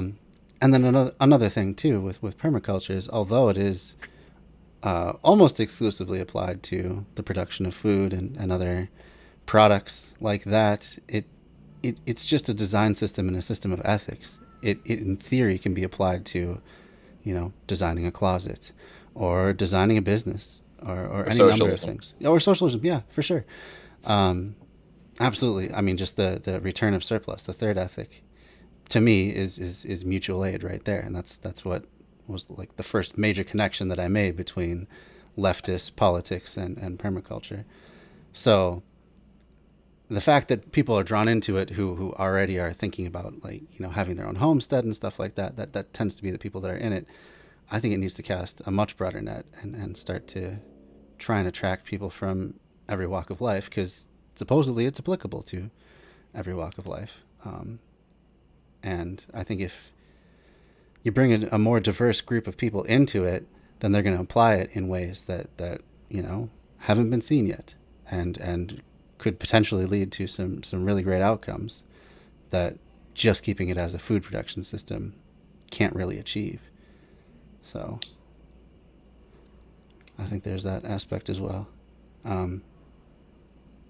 Yeah, but I think it's fine advice to kind of start thinking about, how you can apply this to your own life, what tendencies you naturally are drawn to, and see if you can make something out of it, even if it's not a vocation. If you can somehow make it an avocation that can still have enough influence on your local community, I think that's a valuable way to think of things. And at the same time, you're definitely right. There's a lot of stuff that's hard work that not a lot of people like, that still needs to get done. So yeah, shouldn't just limit ourselves to. That's where balanced job complexes come in. Okay. And he mentions that the group of niches, not just focusing on one, Mm-hmm. so you become your own monoculture. But that's kind of where the market's going to do. I mean, Right. it's like being typecast. Like, okay, I'm doing water systems. I'm just going to keep doing water systems because that's how I'm going to get more clients, or any future clients will want to hire me based on previous work. Right. This seems to make perfect sense in a market context, but it Right, makes no right, sense right. in a maybe personal human context, Sure. which is a strange dichotomy to think about. Yeah. Mm-hmm. Mm-hmm. Yeah, yeah. I don't have a great. Actors hate being Think typecast, and if they're successful enough, they don't have to be.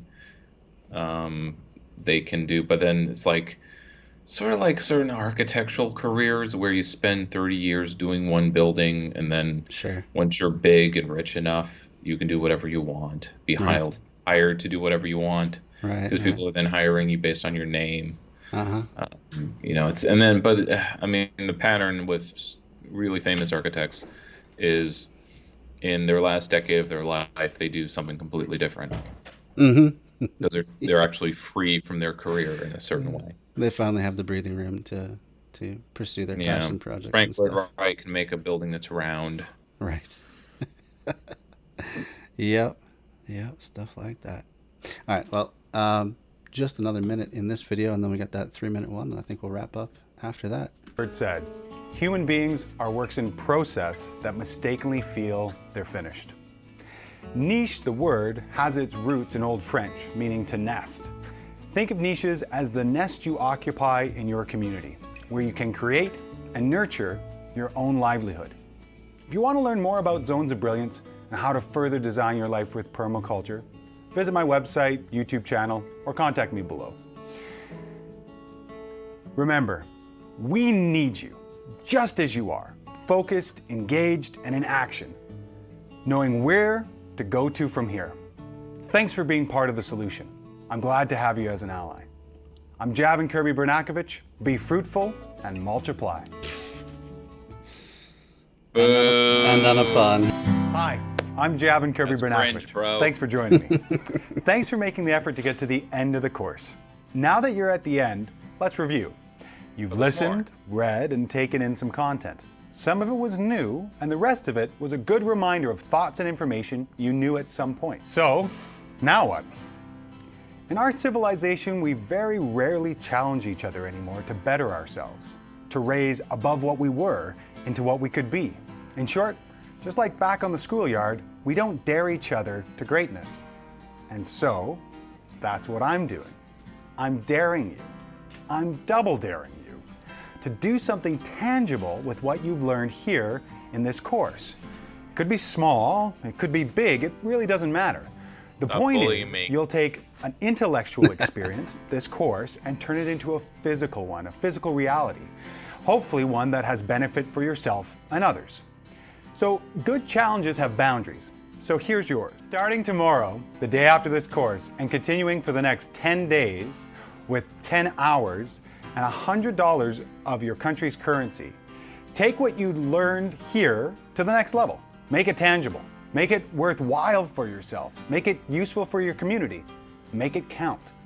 I'm sure you have questions, but don't overthink this too much. Remember, it's a physical exercise from an intellectual one.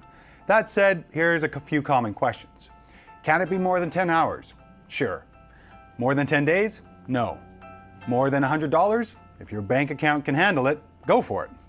Don't get focused on the conditions of the challenge. Get focused on that you've been formally invited to a duel that's pitted between your intellect and what you've learned and against to produce something of value in your physical environment. For those that want to share their 10-10-100 challenge, read the video notes below for details on where and how to share.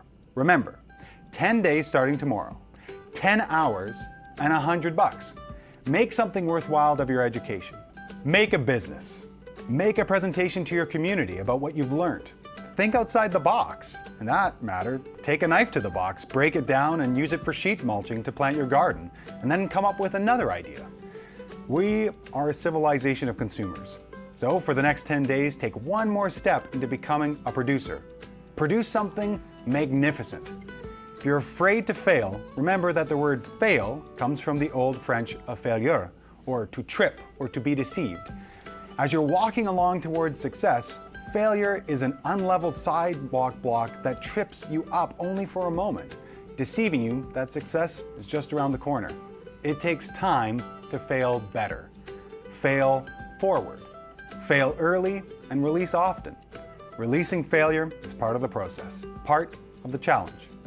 I look forward to hearing about your 10-10-100 challenge. I'm Javin Kirby Bernakovich. Be fruitful and multiply. And there you have it.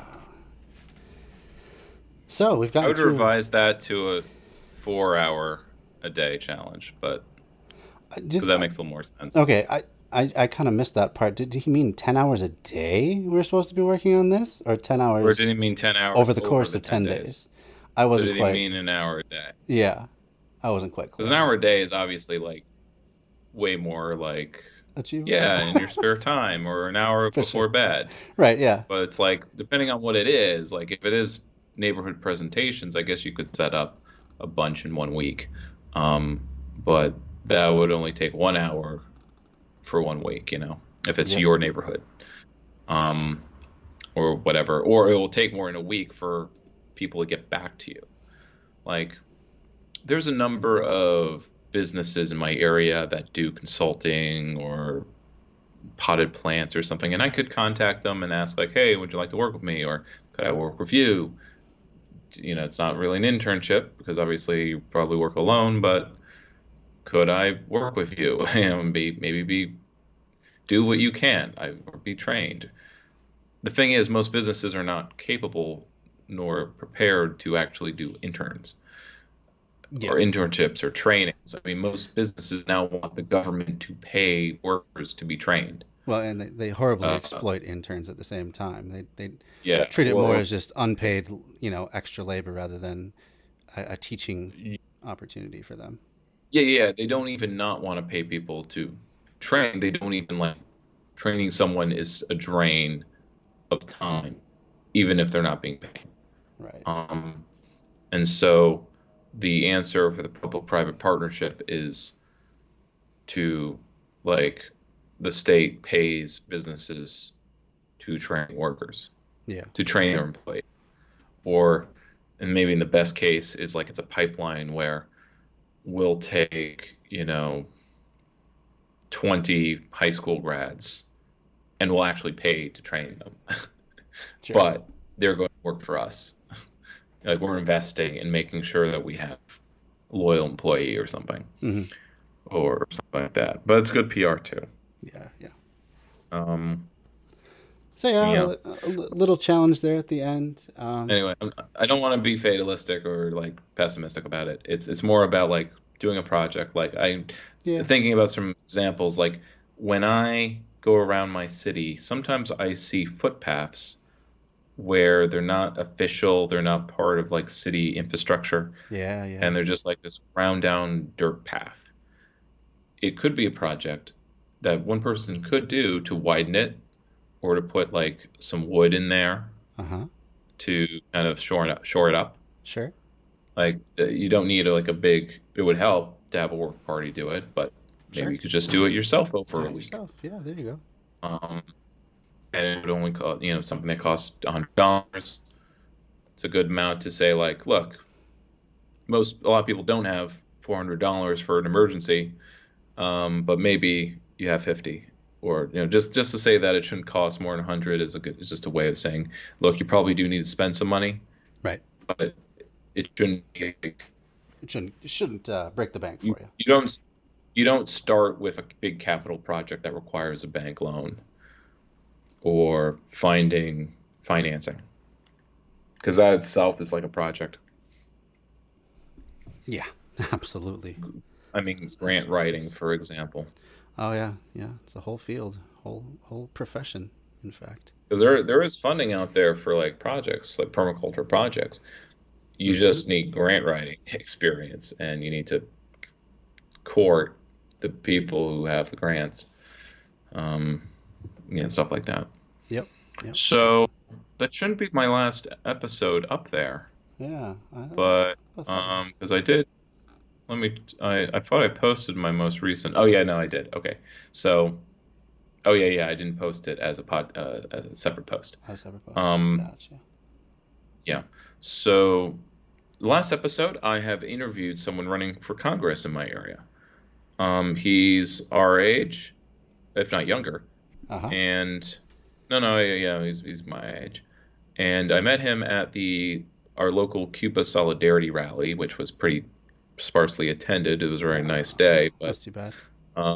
yeah, just a hard line. Like we actually like socialist Cuba, Hmm. but he showed up and he's just deep canvassing. He's just like going to colleges, and I don't know how he's hanging around the high school, but he's he has high school volunteers, Oh, wow. and he's just talking with people. There you go. Because he was a legislative staffer. I mean, you can learn more about him. Mm-hmm. Um, a lot of tech issues with my studio, with the radio station, but so the interview is the first half, and the second half is more clips from the Green Party meeting. Okay. But I picked two clips that were lectures that are about deep canvassing Oh, okay. and political organizing. And so it's the kind of information in lectures that are really missing from a lot of our content. Mm-hmm. That so much of LeftTube is about personal interrogation and psychology, Right. and that ContraPoints can do a 2-hour video about envy and Right. feeling sad about ourselves or reactionary politics. Mm-hmm. Where are the videos about running a meeting? Sure. Now, they do exist. Oh, absolutely. They're just not sensational enough to be shared, I guess. Uh-huh. But obviously, as LeftTube shares that we can, I think I need to start taking the things I've bookmarked and start posting those. But not, message to the audience, posting is not actually politics, or it isn't our activism in the long term. Right. It's the political education aspect, which of course is very heavily missing. Absolutely. But there's this assumption that the political education is enough to get people going or started. No. And in some ways it is, but it's not complete. Yeah. Has to come to the next steps eventually. Otherwise, it's, Yeah. mostly just for yourself then. But the last decade kind of feels like a running treadmill of like doing political education, not so much for the sake of it, but so that the next group can then do more political education. Right. And so it's like, okay, we've trained people to do political education for our YouTube videos, mm-hmm. and they're going to do political education instead of activism or instead of organizing. So it's like, when do we have, like it said, mm-hmm. when do we have enough people converted by LeftTube videos to organize a mass movement? Right. That fights for socialism. Right. Or is it just to everyone join the DSA? I'm not really satisfied with that, because the DSA kind of is split or of multiple minds when it comes to political strategy. Mm-hmm. But it's certainly a vehicle to do deep canvassing and campaign of various types. So, Cool. yeah, nothing negative there. That's cool. Well, that sounds like very vital information to be bringing to the forum. But to wrap up, Dan Plaat of the Three Left Show. I'm Green Party, and doing an ecological episode this week. You can listen to it live at live stream at grandarts.org. Live stream at grandarts.org. Yes. It is my great goal. Maybe it's my 10-10-100 challenge to get our radio website going so that the live stream will be there, and then there'll also be an app. So Tuesday at 8 o'clock is live show. The rerun is Saturday at noon. But obviously, you just had my page for the podcast. Any episode, once it's in the bank, gets put up, which is technically also the rerun, meaning it's edited and might include more music. Sure. But it's only, and if there's any technical issues, I'll make sure they're not in it. Yeah. I do the same for my Yeah. stuff.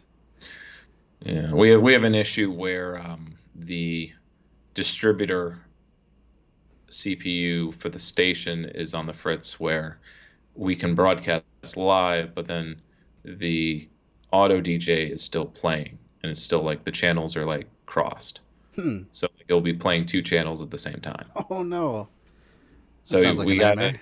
Yeah, but I mean, you can turn the channel off, but it resets at the top of the hour. That way, if something glitches, and it stops and the playlist stops, that the next hour it it doesn't go. We don't have dead air for the whole day, Ah, okay. or till somebody I see. notices I see. it's I in see. play. So That makes sense. yeah, the other thing is to have like a whole stable of people just like assigned to listen to the station every few hours and call management, meaning me, Yeah. if something's wrong. Wow. And then I have to call the tech guys to come in or Sure. say, hey, can you go to the station and check out and see what's wrong? Something like that. Oh yeah. That sounds a lot like the live streams I would do on Facebook. I would just load up podcasts or YouTube videos and let them play as I went to work and stuff. And if something Mm, went wrong, sometimes my wife would be home because she was working from home, and so she could try and do her best. But a lot of times it was just yeah. SOL for that day. So there's coordinating, weekly meetings, not weekly, but like there's committees that we're forming, and it's we're still sorting out who should be on what committee Uh-huh. because everyone on the committee needs to know what they're doing. Yeah, that'd be But good. that's not the case yet. The goal is to have everybody who's involved or wants to be involved to be trained up on everything, but we're not quite there. It doesn't help that we don't have like a website to train people on that's up and running. Mm-hmm. But this is because I wouldn't call it they're holding it hostage, but like previous people that bought the domain for the website are just not reachable right now. Sure. Don't want to be reached. I don't know which. Oh no. Kind of bullshit. There's last anecdote. The Occupy Albany Twitter handle was started by a particular person who would like hold it hostage. Like they wanted to keep Oh control man. of it. Yeah. And so the GA that was still meeting weekly wanted access to it so we could tweet what we were doing, and at least have control over our socials. And he's like, I don't recognize you as the real Occupy anymore. You guys are not. No, you're not getting it. What kind of BS? The guy also had opened a MailChimp account Mm-hmm. and was paying a monthly subscription because it was like 1,000 people. But you didn't really. Oh no, it wasn't. It wasn't MailChimp because MailChimp would be free. No, he was paying some other service for email blasts Mm-hmm. and didn't tell anybody. Mm. And of course, stopped sending emails and just forgot about it, I guess. And so accumulated $1,000 worth of charges, which What? then we had to empty basically our coffers for, Oh no. like the Occupy Albany yearly budget. Boy. And that's what kind of basically sank us, where it's like we were renting an office storefront as an info shop, and we just couldn't do that anymore after this. And so it's just one of those, like, yeah, that's when we really That's sad. bled people. Wow. That's Hmm. really too bad. Oh man. I'm sure every activist has stories like this. Oh, I'm sure. Yeah. Yeah. Anarchists that didn't want to play to Sure. collaborate past a certain point or something like that. Or grudges forming and someone holding the funds hostage or the space hostage or whatever it is. Yeah. Yeah.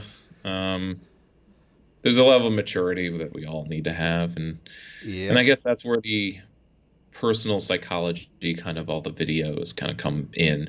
What Thought Slime does, what a lot of YouTubers do. Mm-hmm. Like we have to fix ourselves first Sure. before we can organize in healthy spaces. But there has to be a practice too.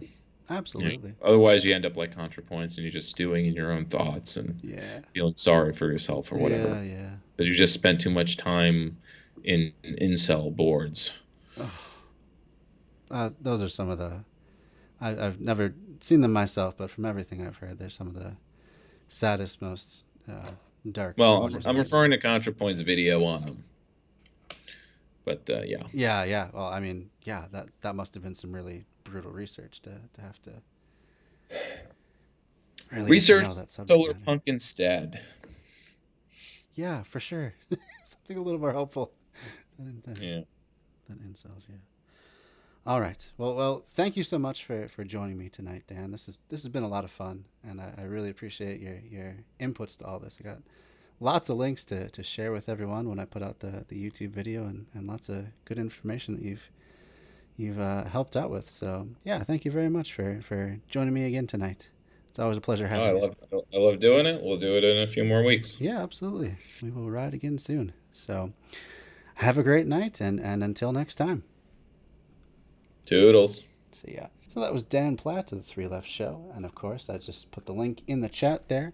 But for those of you perhaps listening in, I will definitely put this out in the show notes as well. But you can always find Dan's work at threelefts.news, and then the other organization that he talked about, just to plug it once more, is grandarts.org. So check those two places out.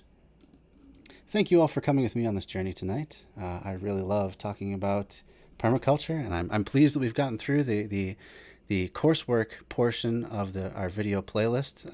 Next week we'll continue on with part 7 already of this playlist here. So we're on video 37 of 64 in our series here that we're going to cover, and we're going to get more into the nitty gritty a little bit. We'll drill down a little more into some of the techniques that permaculturists use, such as swales and earthworks, forest gardening, how to make hot compost, all these sorts of things.